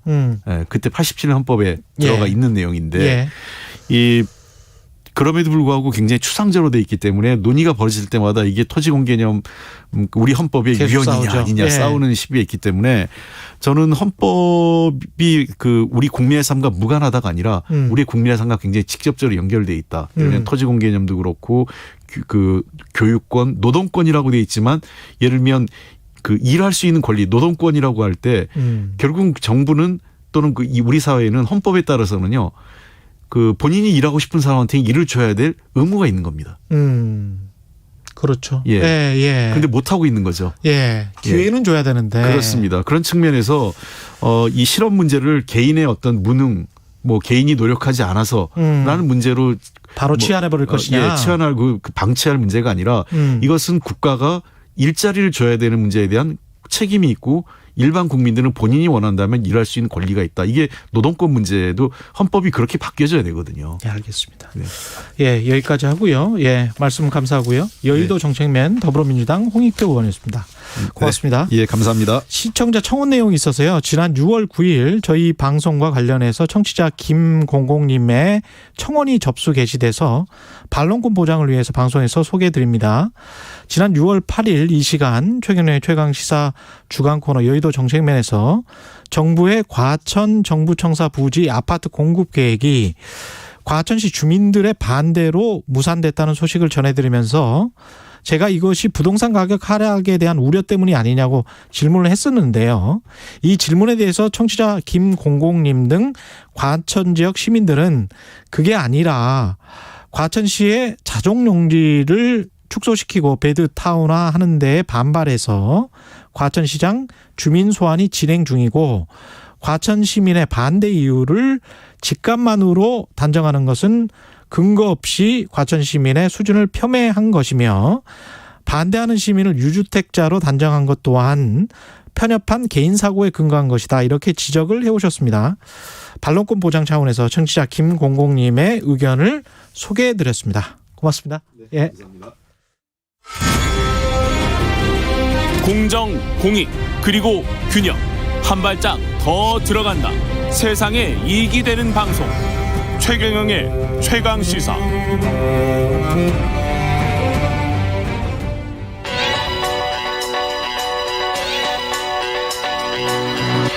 최강시사. 김수민의 눈. 네, 김수민의 눈, 김수민 평론가 나와 계십니다. 안녕하십니까? 반갑습니다. 김수민 평론가는 참 백신 맞으셨습니까? 어제 맞았습니다. 그래, 그러셨을 것 같아요. 네. 그래서 제가 한번 혹시 뭐 부작용 같은 거 괜찮았습니까? 다른 사람들은 근육통이나 이런 걸 많이 호소했는데 예. 저는 있던 근육통이 없어졌어요. 아, 그래요? 다른 주사를 맞은 게 아닌가. 예. 혹시 물 백신 맞은 거 아닌가 확인해 보시기 바랍니다. 네. 얀센 백신 맞으셨죠? 그렇습니다. 민방위 대원이라서. 민방위 대원에서 네. 한 방만 맞으면 되는 것. 그렇습니다. 아, 좋았겠습니다. 예. 축하드립니다. 네. 얼른 맞으십시오. 나중에. 예. 국민의힘 전당대회가 대선 레이스에 주는 영향 있을 것 같아요. 그렇습니다. 이 주제로 지금 이야기를 하신다는데. 네, 정치권 세대 교체 바람 불고 있다고 하고 또 범야권의 대선 레이스가 정리가 아직 안 됐기 때문에 가장 주목받는 요인이 될 수밖에 없었습니다. 예. 일단은 이준석 대표가 가장 큰 화제였는데 이런 상황과 윤석열 전 검찰총장의 입당 이것과는 어떤 연관이 있을까요? 일단은 윤 전 총장이 압박을 받고 있다라고 요약을 할 수 있을 것 같습니다. 압박을 받고 있다. 네, 변화의 바람이 있는데 거기에 들어가지 않는 국민의힘에 들어가지 않는다고 거부할 명분이 좀 크게 나오지 않는다라고 하는 것인데 근데 당장에 이 결과만 놓고 이제 입당하겠습니다 이렇게 나오기도 좀 어렵고 예. 또 한 번 입당하겠다고 밝히면 입장을 되돌릴 수 없기 때문에 그렇죠. 오히려 당분간은 좀 이 전당대회 이후로 윤 전 총장 입당 문제는 소강 상태가 될 가능성이 높다라고 볼 수 있겠습니다. 거꾸로인 것이죠. 아, 그래요? 네, 그래서 그러면 오히려 국민의힘이 어떤 헤게모니를 쥐고 있다? 지금 상황에서는? 조금 더 타자를 쥐고 있다? 조금 더 쥐고 있기는 한데 윤 전 총장이 아직은 좀 버티지 않을까 이렇게 보여집니다. 근데 이준석 대표가 이제 8월이면 대선 버스가 예외 없이 떠날 것이다라고 재차 강조를 했거든요. 네. 예. 이게 안 오면 먼저 떠난다는 건데 얼핏 치킨 게임의 성격이 있는 것은 분명해 보입니다만 8월까지는 아직까지 그래도 시간이 많이 남아있다라고 하는 것이고 자칫 이제 이준석 대표의 이런 고집 같은 것이 윤 전 총장의 이니셔티브를 약화시키는 거 아니냐 이렇게 볼 수는 있을 텐데 근데 이 대표가 수락연설에서 이런 표현을 했더라고요. 샐러드 볼을 만들겠다. 예. 용광로가 아니라 용광로는 어떤 균일한 물질을 만드는 건데 샐러드 볼은 본래 재료의 고유 속성들을 그대로 유지해서 담아내는 것이다. 예. 이렇다면 이제 이거는 윤 전 총장에 대해서 어떤 메시지를 보내고 있느냐. 본인이 하고 싶은 대로 우리 당에 들어오셔서 하면 된다. 또 본인이 후보가 되면 또 당이 그 중심으로 가는 것이다. 이런 또 설득 메시지도 같이 갖고 있다라고 볼 수 있겠습니다. 근데 이준석 대표가 정말 영리한 게 공정에서 하반기 이후에 이제 경제로 옮겨갈 수도 있다. 아젠다 자체가. 이 말을 한 것도 아니 그리고 실제로 그런 느낌이 저는 이제 경제를 계속 와치를 하고 있기 때문에 세계 경제에 돌아가는 거 보고 그러면 결국은 그렇게 될 것 같다는 생각은 저도 들어서 그렇게 되면 윤석열 전 총장이 어떤 뭐랄까요 슬로건 본인의 상징 이게 좀 약화될 수도 있을 것 같아요. 공정담론이. 그렇기 때문에 기존의 조직을 갖추고 있는 국민의힘에 들어오셔야 한다. 이런 메시지를 보내고 있는 셈이죠. 예, 여러 가지 포석이 있는 것 같습니다. 이 안철수 국민의당 대표와 회동한 것도 화제인데 아까 이태규 사무총장이랑 제가 좀 이야기를 해보니까 인터뷰하면서 이것도 바로 확 될 것 같지는 않아요. 네, 그렇긴 합니다. 그러니까 안 대표 입장에서도 국민의당 입장에서도 협상 과정에서 몸값을 좀 올린다거나 이런 협상 전략에 구애받는 측면이 있을 텐데 근데 현재 이 바람에서 안 대표가 이준석 대표 당선을 모른 척할 수는 없는 상황이었다.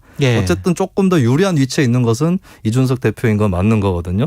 다만 이 대표 역시도 만에 하나 윤 전 총장이나 안 대표를 다 놓치게 될 경우 본인이 리더십이 흔들린다거나 이런 상황을 또 우려할 수밖에 없을 거기 때문에 좀 적극적인 모습으로 나올 것 같습니다. 그러니까 이준석이 지금 국민의힘의 아주 그 선작용, 아주 좋은 작용을 하고 있는 건데 그게 어느 순간에 악영향을 끼치는 어떤 발언이나 행태가 나오면 그것도 또 역학 구도가 바뀔 수가 있다는 그렇습니다. 이야기네요. 본인도 마냥 어떤 시간을 뭐 버티면서 기다린다거나 이렇게만 할 수는 없는 것이죠. 유승민 전 의원 같은 경우에 보수 야권 대선 후보 적합도에서 2위를 했습니다. 윤석열 전 총장에 이어서 이것도 이준석 효과라고 봐야 됩니까? 어느 정도는 효과가 미쳤기 때문에 2위까지 올라간 건데 근데 여론조사 결과를 좀 자세히 살펴볼 필요가 있습니다. 국민의힘 지지층으로 국한을 해봤더니 최재형 감사원장보다 유승민 전 의원이 더 밀려서 4위로 나타났거든요. 아, 그래요? 그래서 어차피 국민의힘을 지지하지 않는 층이 유승민 전 의원을 선호하는 것이 반영된 수준이다라고 봐야 될 것 같고 근데 여기서 한 가지 예상해 볼 수 있는 것은 만약에 지난번 서울시장 보궐선거처럼 국민의힘이 당 지지층이 아닌 사람한테까지 여론조사 문호를 열어서 경선의 룰. 그렇죠. 경선 룰을 그렇게 잡으면 유승민 전 의원한테 유리할 수 있다. 대선 경선의 룰. 그게 또 흥행의 어떤 필요 조건일 수 있다고 주장하는 사람들이 나오겠죠. 그렇습니다. 근데 이준석 대표는 당을 위해서 그 경선 룰을 해야 된다라고 주장을 하겠지만 유승민 전 의원한테 유리한 룰을 고집하는 건 아니냐. 이런 의구심이 또 나와서 룰을 두고 당내에서 또 나경원 전 대표가 주장했던 그 논쟁이 다시 나오겠네요. 그렇습니다. 민주당은 박용진 의원이 여론조사 상승세를 보여줬는데 이것도 이준석 현상과 결부될 수 있을까요? 이준석 현상이 박 의원한테 도움이 됐으면 됐지 뭐 손해가 될 건 없는 건 맞습니다. 근데 이 조사도 눈여겨볼 것이 유승민 상승하고 비슷한 현상이 있어요. 그러니까 민주당 지지층으로 국한을 시켜봤더니 박용진 의원이 추미애 전 장관보다 더 밀리는 것으로 나왔습니다. 그러니까 국민의힘 지지층이나 이쪽에서 박용진 의원은 상대적으로 더 높게 평가를 해준 거예요. 아, 그래요? 조사 방식이 모든 대선 주자를 펼쳐놓고 찍는 게 아니라 비슷하네. 그래서 유승민 현상이랑 박용진 현상이 좀 거울상처럼 비슷한 부분이 있다. 그래서 이들의 외연 확장성 잠재력이 높다고 볼 수는 있겠지만 표가 결국 안 될 사람들의 지지를 아직은 받고 있다. 이런 한계도 같이 지적을 할 수밖에 없을 것 같습니다. 마지막으로 이준석 현상이 민주당의 어떤 혁신을 추동해낼 수 있을까요? 당장의 대표라든지 굉장히 뭐 대선 주자라든지 이쪽에서 세대 교체가 일어나기는 좀 어려워 보이는데 하지만 대선 주자 캠프라든지 당직의 몇몇 자리라든지 이런 쪽에 청년들을 어떻게 전진 배치할 거냐 이 고민은 민주당이 당장에 짊어질 것으로 보입니다. 김수민에는 김수민 평론가였습니다. 고맙습니다. 감사합니다. KBS 1라디오 최경영의 최강시사 2부는 여기까지고요. 잠시 후 3부에서는 사건 사고의 이면을 파헤쳐보는 진실탐사 K 준비되어 있습니다. 일부 지역국에서는 해당 지역 방송 보내드리겠습니다.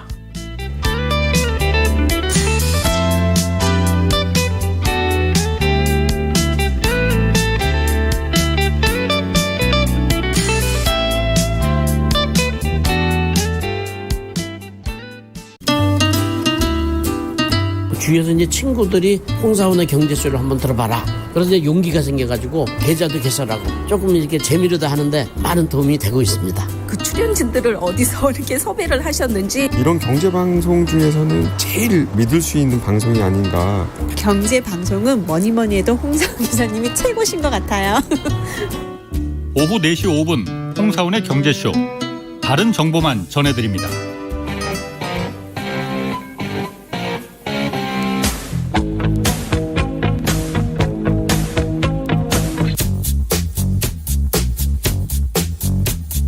몸이 먼저 반응하는 음악이 있습니다. 몸이 먼저 반응하는 시사도 있습니다. 매일 오후 5시 5분 KBS 1라디오 주진우 라이브. 지금 시각은 8시 30분입니다. KBS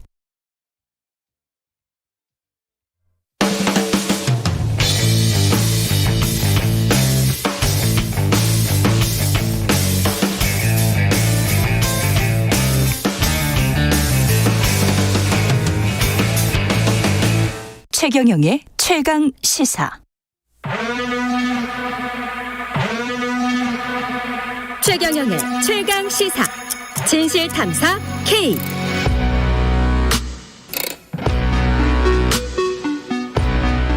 네, 우리 사회에 발생하는 사건 사고의 이면을 들여다보고 깊이 있게 파헤쳐보는 시간. 진실 탐사 K. 최규일 한국범죄학연구소 연구위원 나와 계십니다. 안녕하세요. 안녕하세요. 네. 한국범죄연구소 최규일입니다. 예, 김성훈 변호사 나와 계십니다. 안녕하세요. 안녕하세요. 네. 김성훈 변호사입니다. 한국범죄법률연구소입니까? 한국범죄학연구소입니다. 범죄학연구소 맞죠? 네네. 예, 네, 범죄학연구소. 예. 그 N번방 사건은 다 아실 텐데 이번에 남성판 N번방 사건이 일어났어요. 이게 사건 개요가 이게 남자들이 피해자입니까?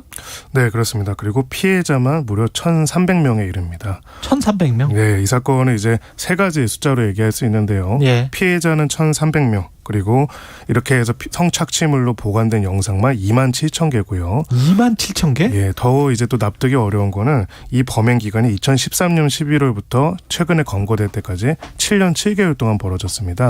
7년 7개월 동안? 네, 그렇습니다. 잡히지 않고 그냥 계속 한 거예요? 그렇죠. 7년 7개월 동안 이렇게 많은 피해자가 나왔는데도 여전히 이제 검거가 안 되다가 최근에 됐다는 것들이 굉장히 충격적이었는데요. 이 범죄 수단이 사실은 혹여라도 이런 부분에 또 피해가 발생하지 않도록 유사 범죄가 발생하지 않도록 좀 설명을 드리자면은 소위 말하는 이 랜덤 채팅 앱의 어플리케이션이 있습니다. 예. 거기서 이제 여성의 사진을 올려서 여성인 척 가장한 다음에 영상 통화를 유도하고 영상 통화라는 과정에서 음란 동영상, 그러니까 여성의 녹화된 것을 올려가지고 해당 남성으로 하여금 음란한 행위를 하도록 해서 그거를 녹화하고 나중에 일부에는 그 중에서도 이제 청소년 같은 경우에도 미성년자에게도 그 내용을 이용해서 협박해가지고 다른 행동을 하도록 하는 그런 것까지도 벌어진 그런 사안입니다. 이게 이른바 이제 몸캠 영상이라는 거네요. 네네. 지금 말씀하시는 게. 예. 몸캠 영상이라는 용어도 있고요. 예. 몸캠 피싱도 있거든요. 몸캠 피싱. 예. 근데 이제 지금 김영준이는 몸캠 영상이라고 보시면 되고요. 우리가 보이스피싱 한 것처럼 몸캠을 피싱을 한다. 네네네. 낚는다 이거죠. 그렇죠. 예. 몸캠 영상이라는 것은 영상 통화로 음란한 행위를 하게끔 만들고 그 영상을 촬영을 합니다. 그게 이제 몸캠 영상인데 김용준이가 했던 방법이 바로 몸캠 영상이고요. 참고적으로 몸캠 피싱이라는 것은 몸캠을 빌미로 해서 그 피해자에게 유포하겠다. 협박해서 군품을 갈취하는 행위, 사기 행위. 그게 몸캠 피싱이라고 하는 것이죠. 그것은 이제 그 N번방에는 조주빈 사건이 바로 요 내용에 포함될 수 있다고 좀 보고 있습니다. 이 사람은 이거를 영상만 유포하고 돈은 갈취를 하지 않았던 그런 방식인가 보죠? 네, 그렇습니다. 그래서 이거를 이제 좀 분석한 기사들이 있는데요. 아직 수사를 좀 더 해봐야겠지만은 기본적으로는 이 사람은 이렇게 성착취물을 만든 다음에 그거를 가지고 개별적으로 협박하는 게 아니라 이것을 유통시키고 대량으로 유통시켜가지고 그로 통해 가지고 금전적 이득을 취득하는 형태를 취했다라고 일단 지금 수사 결과는 발표가 됐습니다. 결국은 자기 돈을 벌려고 한 거네요. 그렇습니다. 남을 갈취해서 남의 몸을 갈취해가지고 이 피해자들은 신고하기가 굉장히 좀 힘들었을 것 같은데 피해자의 인터뷰가 지금 준비가 돼 있죠. 피해자 목소리를 일단 들어보시죠. 남자한테 수치스러울 수 있는 그런 행동은 좀 요구를 합니다. 메시지하고 나서 이제 안 오는 것 같으면 또 일주일 내에 또 다른 계정으로 또 해봐보고. 그러니까 지금 음성 변조가 돼서 잘 안 들렸을 수도 있는데 수치스러울 수 있는 어떤 행동을 요구를 하고 그래서 계속 협박을 하다가 메시지가 오고 나서 또 뭔가 하라고 지시를 하는 거죠. 그래서 그런 게 안 올라오면 일주일 뒤에 또 다른 계정으로 협박을 하고 뭐 이런 내용입니다. 이거는 뭐 어떻게 보면 지능법이네요. 네, 그렇습니다. 완전히 이제 그 사람을 어찌 보면은 굉장히 노예처럼 만들 수도 있는 그런 행동이 있거든요. 이 디지털 성범죄, 특히 이제 성착취물을 이런 식으로 만들어서 협박하는 경우에는 굉장히 비슷한 유형을 가지고 있습니다. 사실 그 누구도 유출되길 원하지 않는 것들을 가지고 있다는 것을 전제로 해서 이제 온갖 것들을 요구를 하고요. 돈을 요구하는 경우도 있고 차라리 돈은 나을 수도 있는데 여러 가지 더 심한 이제 가학적인 변태적인 행위들을 강요하는 경우도 있고요. 심지어 이 김영준 같은 경우에는 일부 이제 미성년자 청소년들 같은 경우는 실제로 이제 성폭행을 하기도 한 것으로 일병 밝혀졌습니다. 아, 성폭행도 했어요? 네, 여기서 저희가 주목해야 될 것은 그 피해 대상이 성인 남성 1,300여 명이지 않습니까? 근데 그 뒤에는 방금 변호사 말씀하셨던 것처럼 아동 청소년 대상이 39명이 있다는 것이죠. 인원이 적은 인원이 아니죠. 도주민 같은 경우에는 17명. 지금은 39명이라는 것이고 그중에 7명은 직접 자기 거주지에 불러서 유사성 행위를 시키고 아동 청소년들한테 네네. 그리고 그 친구들에 대한 나체 사진이나 영상을 찍어서 유포하겠다 또는 너희 가족한테 전송하겠다 이렇게 이제 협박을 하게 되는 것이죠. 그렇게 해서 이제 또 그 설득에 또 넘어가게 되고 다시 또 영상을 촬영하게 되고 이렇게 이제 반복이 되었던 것이죠. 이게 근데 이런 짓을 하는 범죄자도 뭐 당연히 문제지만 이걸 사는 사람들도 있으니까 이게 판매를 하는 거 아니에요? 네, 대부분의 성착취물의 이제 시작은 근원은 거기서 시작이 되는 겁니다. 그러니까 아무리 봐도 폭력적이고 불법적인 그런 소위 말하는 성착취물이라는 것들을 알면서도 이것을 구입하는 거대한 시장이 있고요. 그 거대한 시장이 있다 보니까 이것을 판매해서 수익을 거두려는 이런 범죄자 집단이 계속 나타나게 되는 것이죠. 이게 사는 것도 불법이죠, 원래. 당연히 그렇습니다. 특히나 지금 이제 아동 성착취물 같은 경우에는 아동 성폭력 아청법이라고 하죠. 아동 청소년 성보호에 관한 법률 위반으로 소지만 하더라도 1년 이상의 징역에 처하도록 되어 있습니다. 소지만 해도 그렇습니다. 근데 이게 이런 게 계속 이렇게 근절이 안 되고 가끔 미쳐질만 하면 계속 나타나는 이유는 뭘까요? 저는 이렇게 봐요. 그 김영준 같은 경우는 굉장히 길었잖아요. 이렇게 끊임없이 계속 지속되는 이유는 판매 수익이 가장 컸던 원인인 것 같아요. 판매 수익이? 범죄 판매 수익이 가장 큰 동기였다고 보고 수익이 좋다 보니까 그 범죄 심각성에 대한 인지 조치를 못했을 가능성이 크고요. 이 범죄자가? 네. 수익이 있다 보니까 그걸 계속 반복하다 보니까 인지력이 좀 떨어지는 것이죠. 그리고 범죄 수익이 있다 보니까 그 수익이 또 생계와도 같이 연결되어 있지 않겠습니까? 그래서 이거를 중지하기도 좀 어려웠다고 볼 수도 있고요. 그리고 디지털 성범죄 같은 경우에는 특성을 보면 대면 범죄가 아니기 때문에 범죄를 하는 그 사람들은 범죄 의식이 사실 적어요. 대면 범죄가 아니기 때문에. 그래서 그런 이유도 있을 수 있고 소두에 말씀하셨던 것처럼 27,000여 건의 동영상이 있었다고 했지 않습니까? 요거를 만약에 판매 금액으로 환산하게 되면 9억 원이에요. 그러니까 이 친구가 3편당 10만 원을 받았거든요.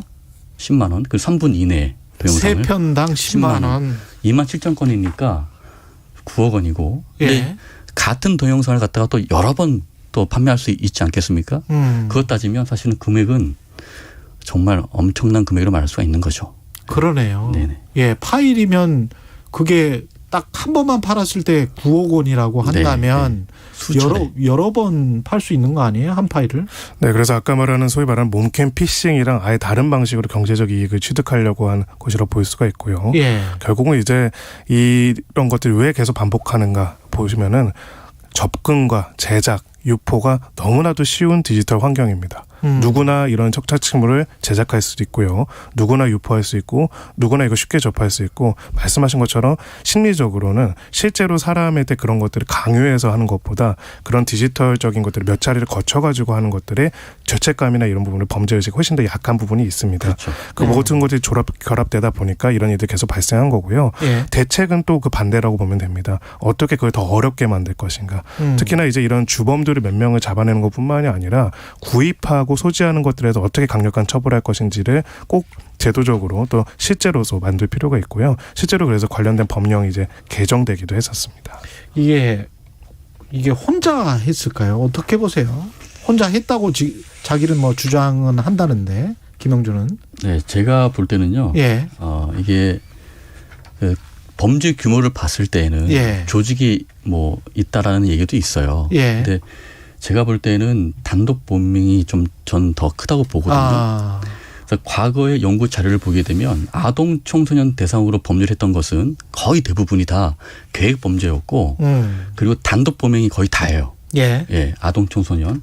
이 친구들 보면 지금 아동 청소년을 대상으로 39명을 범죄 시취했지 않습니까? 지금 예. 나온 것만 39명이고 예. 또 조사해보면 더 많을 수도 있겠죠. 예. 그 두 번째 근거를 보게 되면 영상을 찍었던 사람들이 다 남성이에요. 그죠? 다 예. 남성이죠. 근데 만약에 조직이 있다면 뒤에 조직이 있다면 과연 남성만 찍었겠는가? 예, 짧은 시간에 더 많은 수익을 낼 수 있는 여성을 또 협박, 그죠? 했겠죠. 예, 해서 찍을 수 있었겠죠. 그래서 제가 볼 때 이 두 가지 근거를 봤을 때는 예. 김영준이는 단독 범행이 좀 더 크다라고 저는 개인적으로 보고 있습니다. 김영준은 어떤 혐의를 적용받나요? 네, 뭐 대표적으로 여러 혐의들이 있는데요. 예. 가장 이제 그 중에서 강력한 거는 아동 성착취물을 제작하고 유포, 영리적으로 유포한 죄라고 할 수 있습니다. 그거는 어떤 처벌을 받습니까? 지금 무기징역 또는 5년 이상의 징역에 처하도록 되어 있고요. 무기징역까지 가는군요. 예, 지금 아동 청소년 성보호에 관한 법률 위반 중에서도 예. 가장 강력한 범죄라고 할 수가 있습니다. 그리고 이제 이렇게 카메라를 이용해 가지고 영리 목적으로 촬영해서 유포하는 경우에는 성폭법이라고 하죠. 성폭력 처벌 등에 관한 특례법에 따라서 처벌을 받을 수가 있고요. 예. 또 이렇게 아동 청소년에 대해서 음행을 강요하거나 이런 경우에는 아동복지법 위반으로도 처벌이 될 수가 있습니다. 결국 이 모든 것들이 병과가 된다면은 굉장히 이제 강력한 처벌이 이루어질 가능성이 매우 높습니다. 만약에 산 사람들도 밝혀진다면, 그리고 산 사람들도 밝혀질 수 있겠네요. 그렇죠? 뭔가 이제 계좌에다 돈을 보냈을 거니까. 그렇습니다. 그러면 그 사람들도 처벌을 받을 수 있는 거죠, 이번 사건에? 네, 당연히 그렇습니다. 두 가지 다인데요. 일단 구매하고 소지한 사람들도 1년 이상의 징역에 처할 수 있도록 되어 있고요. 예. 만약 이것을 재배포했다, 혹은 영리적 목적으로 또 재배포했다 하면 영리 목적인 건 5년 이상, 그냥 재배포도 3년 이상의 징역으로 처벌될 수 있습니다. 그때 그 조주빈은 몇 년 선고 받았습니까? 예, 지금 2심에서는 42년형이 선고됐습니다. 42년. 알겠습니다. 근데 이 관련해서 좀 피해자들 같은 경우는 걱정이 되는 게 재배포 말씀하셨지만 이게 그 사람만 가지고 있는 게 아니고 다른 사람도 가지고 있을 수 있잖아요. 그래서 이게 영구의 어떤 인터넷 공간에서 삭제가 돼야 되는데 이 사람은 처벌받는다고 하더라도 영상은 남을 수 있다는 그 굉장히 그 더러운 기분, 이거는 어떻게 하죠? 네, 그래서 기술적인 부분과 법률적인 부분 다 같이 조치가 필요합니다. 예. 일단은 지금 물론 이제 이런 일반적인 포털이나 이런 쪽에서는 이런 부분들을 검색할 수 없게 차단되는 경우가 대부분인데요. 그래도 이제 이런 관리자들의 책임이, 정보통신망 관리자들의 책임이 더 높다라고 볼 수가 있고요. 예. 기술적인 추적, 차단, 삭제 조치들이 이루어져야 하고요. 예. 법률적으로는 이제 법조계에서 지켜보고 있는 거는 소지만 하더라도 강력하게 처벌되는 법 개정이 최근에 조주미 사건 이후에 이루어졌습니다. 예. 이것이 얼마나 실효적으로 실무에서 작동을 하는가. 만약에 이제 이 소지를 한 사람들에 대해서 강력한 처벌이 계속 이어진다면은 이것을 소지한 사람들이 자신이 소지한 것을 알리거나 배포하거나 이런 부분들에 있어가지고 굉장히 위험하다는 거 알고 삭제할 가능성이 높기 때문에 이런 심리적인 압박도 가할 필요도 꼭 있다라고 생각합니다. 예. 최길 위원님 덧붙이실 말씀. 예. 네, 제가 볼 때는 이 디지털 성범죄는요, 이 사회에 굉장히 큰 문제로 좀 봐요. 예. 그래서 지금 성범죄가 2008년도에는 이 디지털 성범죄가 2008년도에는 585건이었고요. 예. 10년 후에 2017년도에는 6,617건이에요.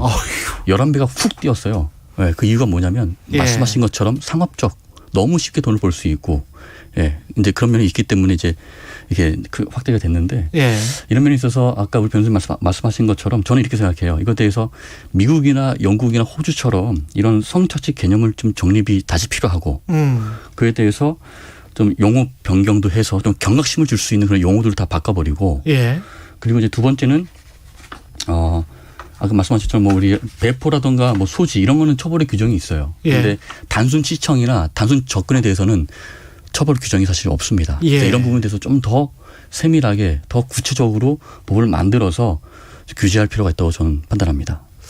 이것과 관련해서 미국에서도 여러 가지 논란들이 있었음에도 불구하고 아주 엄격하게 그렇습니다. 처벌을 하잖아요. 네. 예, 그런 것들이 왜 그런지에 관해서도 우리가 좀 생각을 해봐야 될 것 같은데 대책 부분에서 마지막으로 그런 거를 좀 말씀을 해 주셨으면 좋겠습니다. 청취자 422님, 요즘 왜 이런 범죄가 많을까요? 쉽게 돈 벌고 이용당하고 악행이 점점 심각하네. 대책이 시급합니다.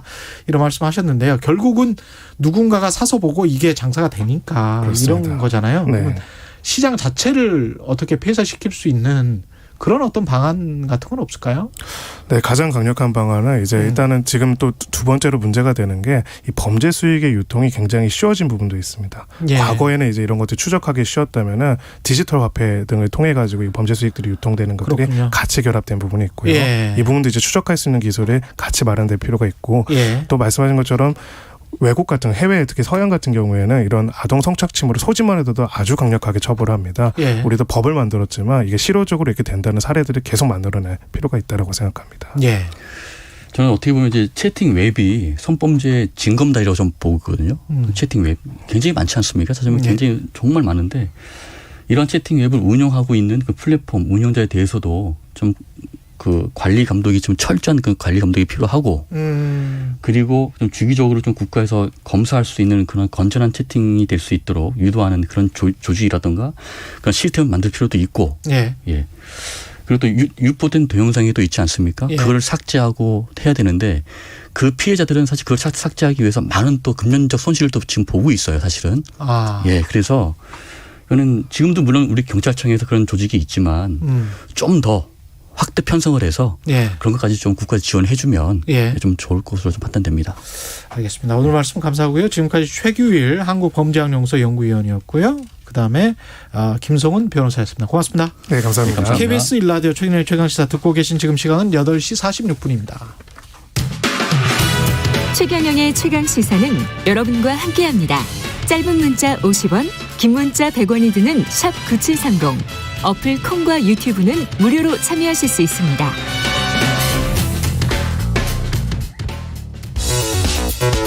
여러분은 지금 KBS 1라디오 최경영의 최강시사와 함께하고 계십니다.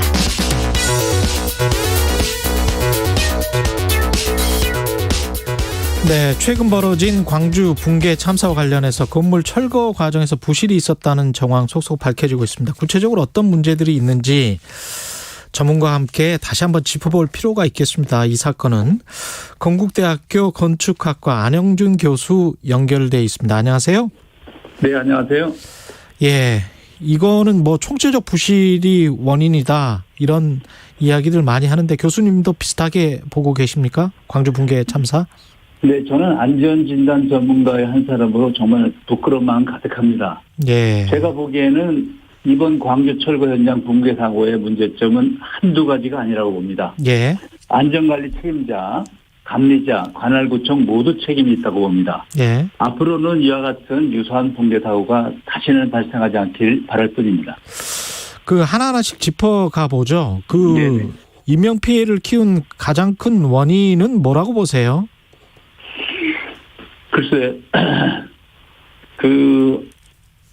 방금 얘기했듯이 예. 안전관리 책임자, 감리자, 관할구청 모두 자기 할 일을 제대로 하지 않기 때문에 예. 일어난 사고를 봅니다. 예, 시스템적으로 봤을 때 어떤 제도나 법을 지키지 않은 부분들은 뭐가 있을까요?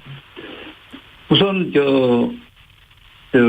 안전관리 책임자는 예. 철거 심의를 받게 돼 있거든요. 철거 심의 받은 대로 철거 공법을 따라야 되고 예. 거기에 필요한 안전요원, 안전시설을 제대로 설치해야 되는데 예. 그걸 제대로 하지 않았고 예. 감리자는 안전관리 책임자가 제대로 시공하는지를 관리 감독해야 되는데 예. 제대로 하지 않았어. 만약에 안전관리 책임자가 제대로 하지 않았으면 관할구청에 공사 중지 명령을 요구할 수가 있습니다. 예. 근데 그 자기 역할을 하지 않았고 관할구청은 자기들이 제대로 하고 있는지를 확인해야 되는데 예. 철거 심의대로 설치하지 않고 공사를 강행하도록 내버려둔 거고요. 특히 바로 그것이 잠원동 붕괴 사고와는 달리 버스 정류장이었습니다. 그렇죠. 버스 정류장은 그 자리에 서지 않으면 불법입니다. 그래서 어쩔 수 없이 위험을 감수하고 섰는데 관할구청에서 철거공사 기간 동안이만이 아니라 임시 정류장을 딴 데로 설치하고 철거공사가 완료된 후에 다시 복귀하는 그런 조치를 취했다면 사고는 일어났지 않았을까 이런 생각을 합니다. 안전관리 책임자는 누구가 고용하고 있는 겁니까? 이거는 시공사 고용하는 겁니까? 아닙니다. 통상 원천이 건설회사에서 현장관리 책임자를 안전관리 책임자로 하는 경우가 일반적입니다. 원청이요? 네네. 예. 근데 그러면 그 사람도 시공사랑 어떤 관계가 있는 건가요? 당연하죠. 원청자는 시공사의 직원입니다. 아, 그렇게 되네요. 네네네. 감리는 누구한테 고용이 되나요? 감리는 이제 그 아파트 같은 경우는 이제 그 업체 선정을 하는데 관할구청에서 이제 그 책임을 지고 이제 그 감리자를 선정하게 돼 있죠. 물론 금액은 이제 원청자가 부담하지만. 그러면 지금 그 구조, 그 금액 말씀하셨으니까 처음에 이제 28만 원에 계약을 했다는 거잖아요. 철거 비용을. 그렇죠, 말이죠. 그랬다가 이제 4만 원까지 내려갔다며요. 이게. 네. 우리나라 그 건설공사는 원청업체가 건설 그 공사에는 모든 책임을 지고 각각의 공정을 하청업자인 전문건설업에 맡겨서 하는 공사를 말합니다. 그런 식으로 하죠. 예. 네. 그렇기 때문에 모든 하청업체는 자신의 건설 수준을 객관적으로 인정을 받아야 되고요. 협력업체로 등록할 수가 있습니다. 그렇기 때문에 건설회사에 등록된 하청업체는 건설 수준을 인정받지 않으면 할 수 없기 때문에 그러나 이제 영세 하청업자에게 어쩔 수 없이 이제 맡기는 경우가 있어요. 이것은 부실공사의 원인이기 때문에 원칙적으로 우리 막고 있습니다. 근데 이제 다단계 하도급도 이렇게 법적으로 막고 있는데도 그냥 관행적으로는 계속 지금 하고 있는 겁니까? 그렇죠. 왜냐하면 그 맡은 그 하청업체는 받은 일량을 자기가 다 소화하지 못해요. 왜냐하면 대형 전문건설업이 맡기 때문에 어쩔 수 없이 그 영세한 하청업자에 맡기게 되는데 이러한 하도업체의 그 문제를 이번에 바로 지적해야 됩니다. 왜냐하면 28만 원에 그 수주를 해고 자기가 할 수 없으니까 그냥 28만 원에 제한조업하면 잘하겠죠. 자기 이윤을 띄고 하다 보니까 4만 원까지 넘어가기 때문에 4만 원을 받은 마지막 철거업체 그 하청업체는 부실공사를 하지 않으면 안 되는 그런 상황을 만들어버리고 마는 겁니다. 이것이 근데, 우리나라 하도급에 대한 문제점이라고 지적할 수 있습니다. 아니 근데 떼가도 어느 정도 떼가야지. 가령 이제 현대산업개발은 이름만 빌려준 거 아니에요. 쉽게 말해. 그 말이죠. 그렇다고 해서 수주를 하고 이름만 빌려주고 10만 원 이상을 떼가버리고 그 다음에 그 다음 업체도 뭐 6만 원 떼가고 이런 식으로 하도급이 내려가면 뭘 가지고 지금 공사를 하라는 이야기죠, 이게? 그러니까 참 안타까운 우리나라 건설 분야의 현실인데 영세한 건설 전문건설업도 일을 할 수 있는 그런 장치를 해야 됩니다. 우리가 영세하지만 실력 있는 전문건설업은 규모가 없기 때문에 그 어쩔 수 없이 낮은 가격에 수주를 받게 돼 있거든요. 그래서 영세하지만 실력 없는 전문건설업을 육성하기 위해 일을 잘하는 그 영세 그 전문건설업도 키워줄 수 있는 제도적인 장치가 필요하다고 봅니다. 근데 이걸 그 이른바 이제 큰 업체에서 이런 식으로 불법 하도급을 주는 게 일종의 이제 시장이라면 그걸 규제한다고 하면 또 시장 규제한다고 그럴 거 아니에요? 아니, 사회자분께서 이해할 게 지금 그 거대한 전문건설업은 자기가 맡은 일을 자기가 다 소화하지 못해요. 그러면 어쩔 수 없이 제하도급을 주게 돼 있거든요. 이럴 바에는 영세하지만 정말 실력 있는 전문건설업이 제값을 받고 일할 수 있는 제도적 개선이 필요하다는 거죠. 아니 근데 그 제값을 받아야 되는데 그 주지를 않잖아요. 28만 원 받았던 그 건설업체 현대 이번 같은 경우에 안전유가 제도적으로 줄 수가 없기 때문에 그렇죠. 영세한 데는 여러 가지 그 자기들의 신용이라든지 이런 것을 회복할 수 있는 길이 없죠. 그러니까 입시제도로 얘기하면 1, 2대 갈 친구는 이미 정해지고 있다는 거죠. 그러니까 다른 사람들이 일루를 갈 수 없는 그런 제도라면 이 전문가석도 뭔가 지금 계속적으로 반복적인 사고가 일어나니 이것은 그 하도급에 대한 문제라면 어떤 것 때문에 계속 사고가 일어난지를 봐서 그에 대한 문제점을 우리가 고치는 게 바람직한 게 아닌가요? 저는 그렇게 생각하거든요. 아니요. 하도급 업체를 고치는 게 문제인가요? 아니면은 이렇게 크게 이윤을 남기고 계속 본인들은 책임을 안 지는 대기업들이 문제인가요? 저는 전부 다 문제라고 보고요. 영세한 업체도 실력 있는 업체는 규모라든지 여러 가지 못한다면 그 사람들을 신용을 보장해 줄 수 있는 장치라든지 뭐 이런 걸 해야지만이 영세한 건설업 전문 건설업도 이제 육성하고 더 잘할 수 있는 그런 분위기를 조성하는 것이 사고를 막는 길이라고 저는 생각합니다. 아, 그렇군요. 결국에는 막장에는 우리가 큰 탄광이라 할 때도 막장에는 그 근로자들이 이래서 석탄을 패내는 거 아니에요. 그 사람들의 권익도 우리가 보호해야 되잖아요. 아, 당연히 그런데 제가 보기에는 일도 안 하면서 너무 떼가는 거는 좀 문제가 아닌가 그런 차원에서 말씀을 드린 거예요. 그거는 지금 원청업체하고 하도업체의 그 시스템의 문제라서 그래요. 그 업체가 아니면 왜냐하면 건설회사도 아무 업체나 주는 게 아니라 협력업체에 등록한 협력업체에만 주게 돼 있어요. 그렇겠죠. 그럼 협력업체가 되려고 하면 어느 정도 규모가 있어야 되고 원청업체하고 잘 통하는 업체를 줄 수밖에 없어요. 그럼 지금 말씀하시는 거를 들어보면은 하도업체의 전문성을 강화하기 위해서 정부가 뭘 해줘야 되는 거죠? 그러니까 그 제도적 장치가 영세업체라 할지라도 자기의 실력을 발휘할 수 있는 분위기를 조성하는 게 필요하죠. 그 분위기가 뭔가요? 그러니까 그 원청업체가 하청업체를 선정하는 기준이 돈이라든지 아니면 어떤 실적이라든지 이런데 실적이 없는 데는 실적을 쌓을 길이 없거든요. 어쩔 수 없이 그 재하청을 봐서 일할 수 있는 그런 것밖에 없단 말이죠. 도돌이표네요. 이걸 인터뷰로 단시간에 할 게 아니라 여기에 뭐 연구자들이 학자들이 있다는 업계들이 우리가 모여서 합리적인 방안을 강구했으면 하는 그런 얘기입니다. 감사합니다. 건국대학교 건축학과 안영준 교수였습니다. 고맙습니다. 네. 6월 15일 화요일 KBS 1라디오 최경영의 최강시사 오늘은 여기까지고요. 저는 KBS 최경영 기자였습니다. 내일 다시 뵙겠습니다. 고맙습니다.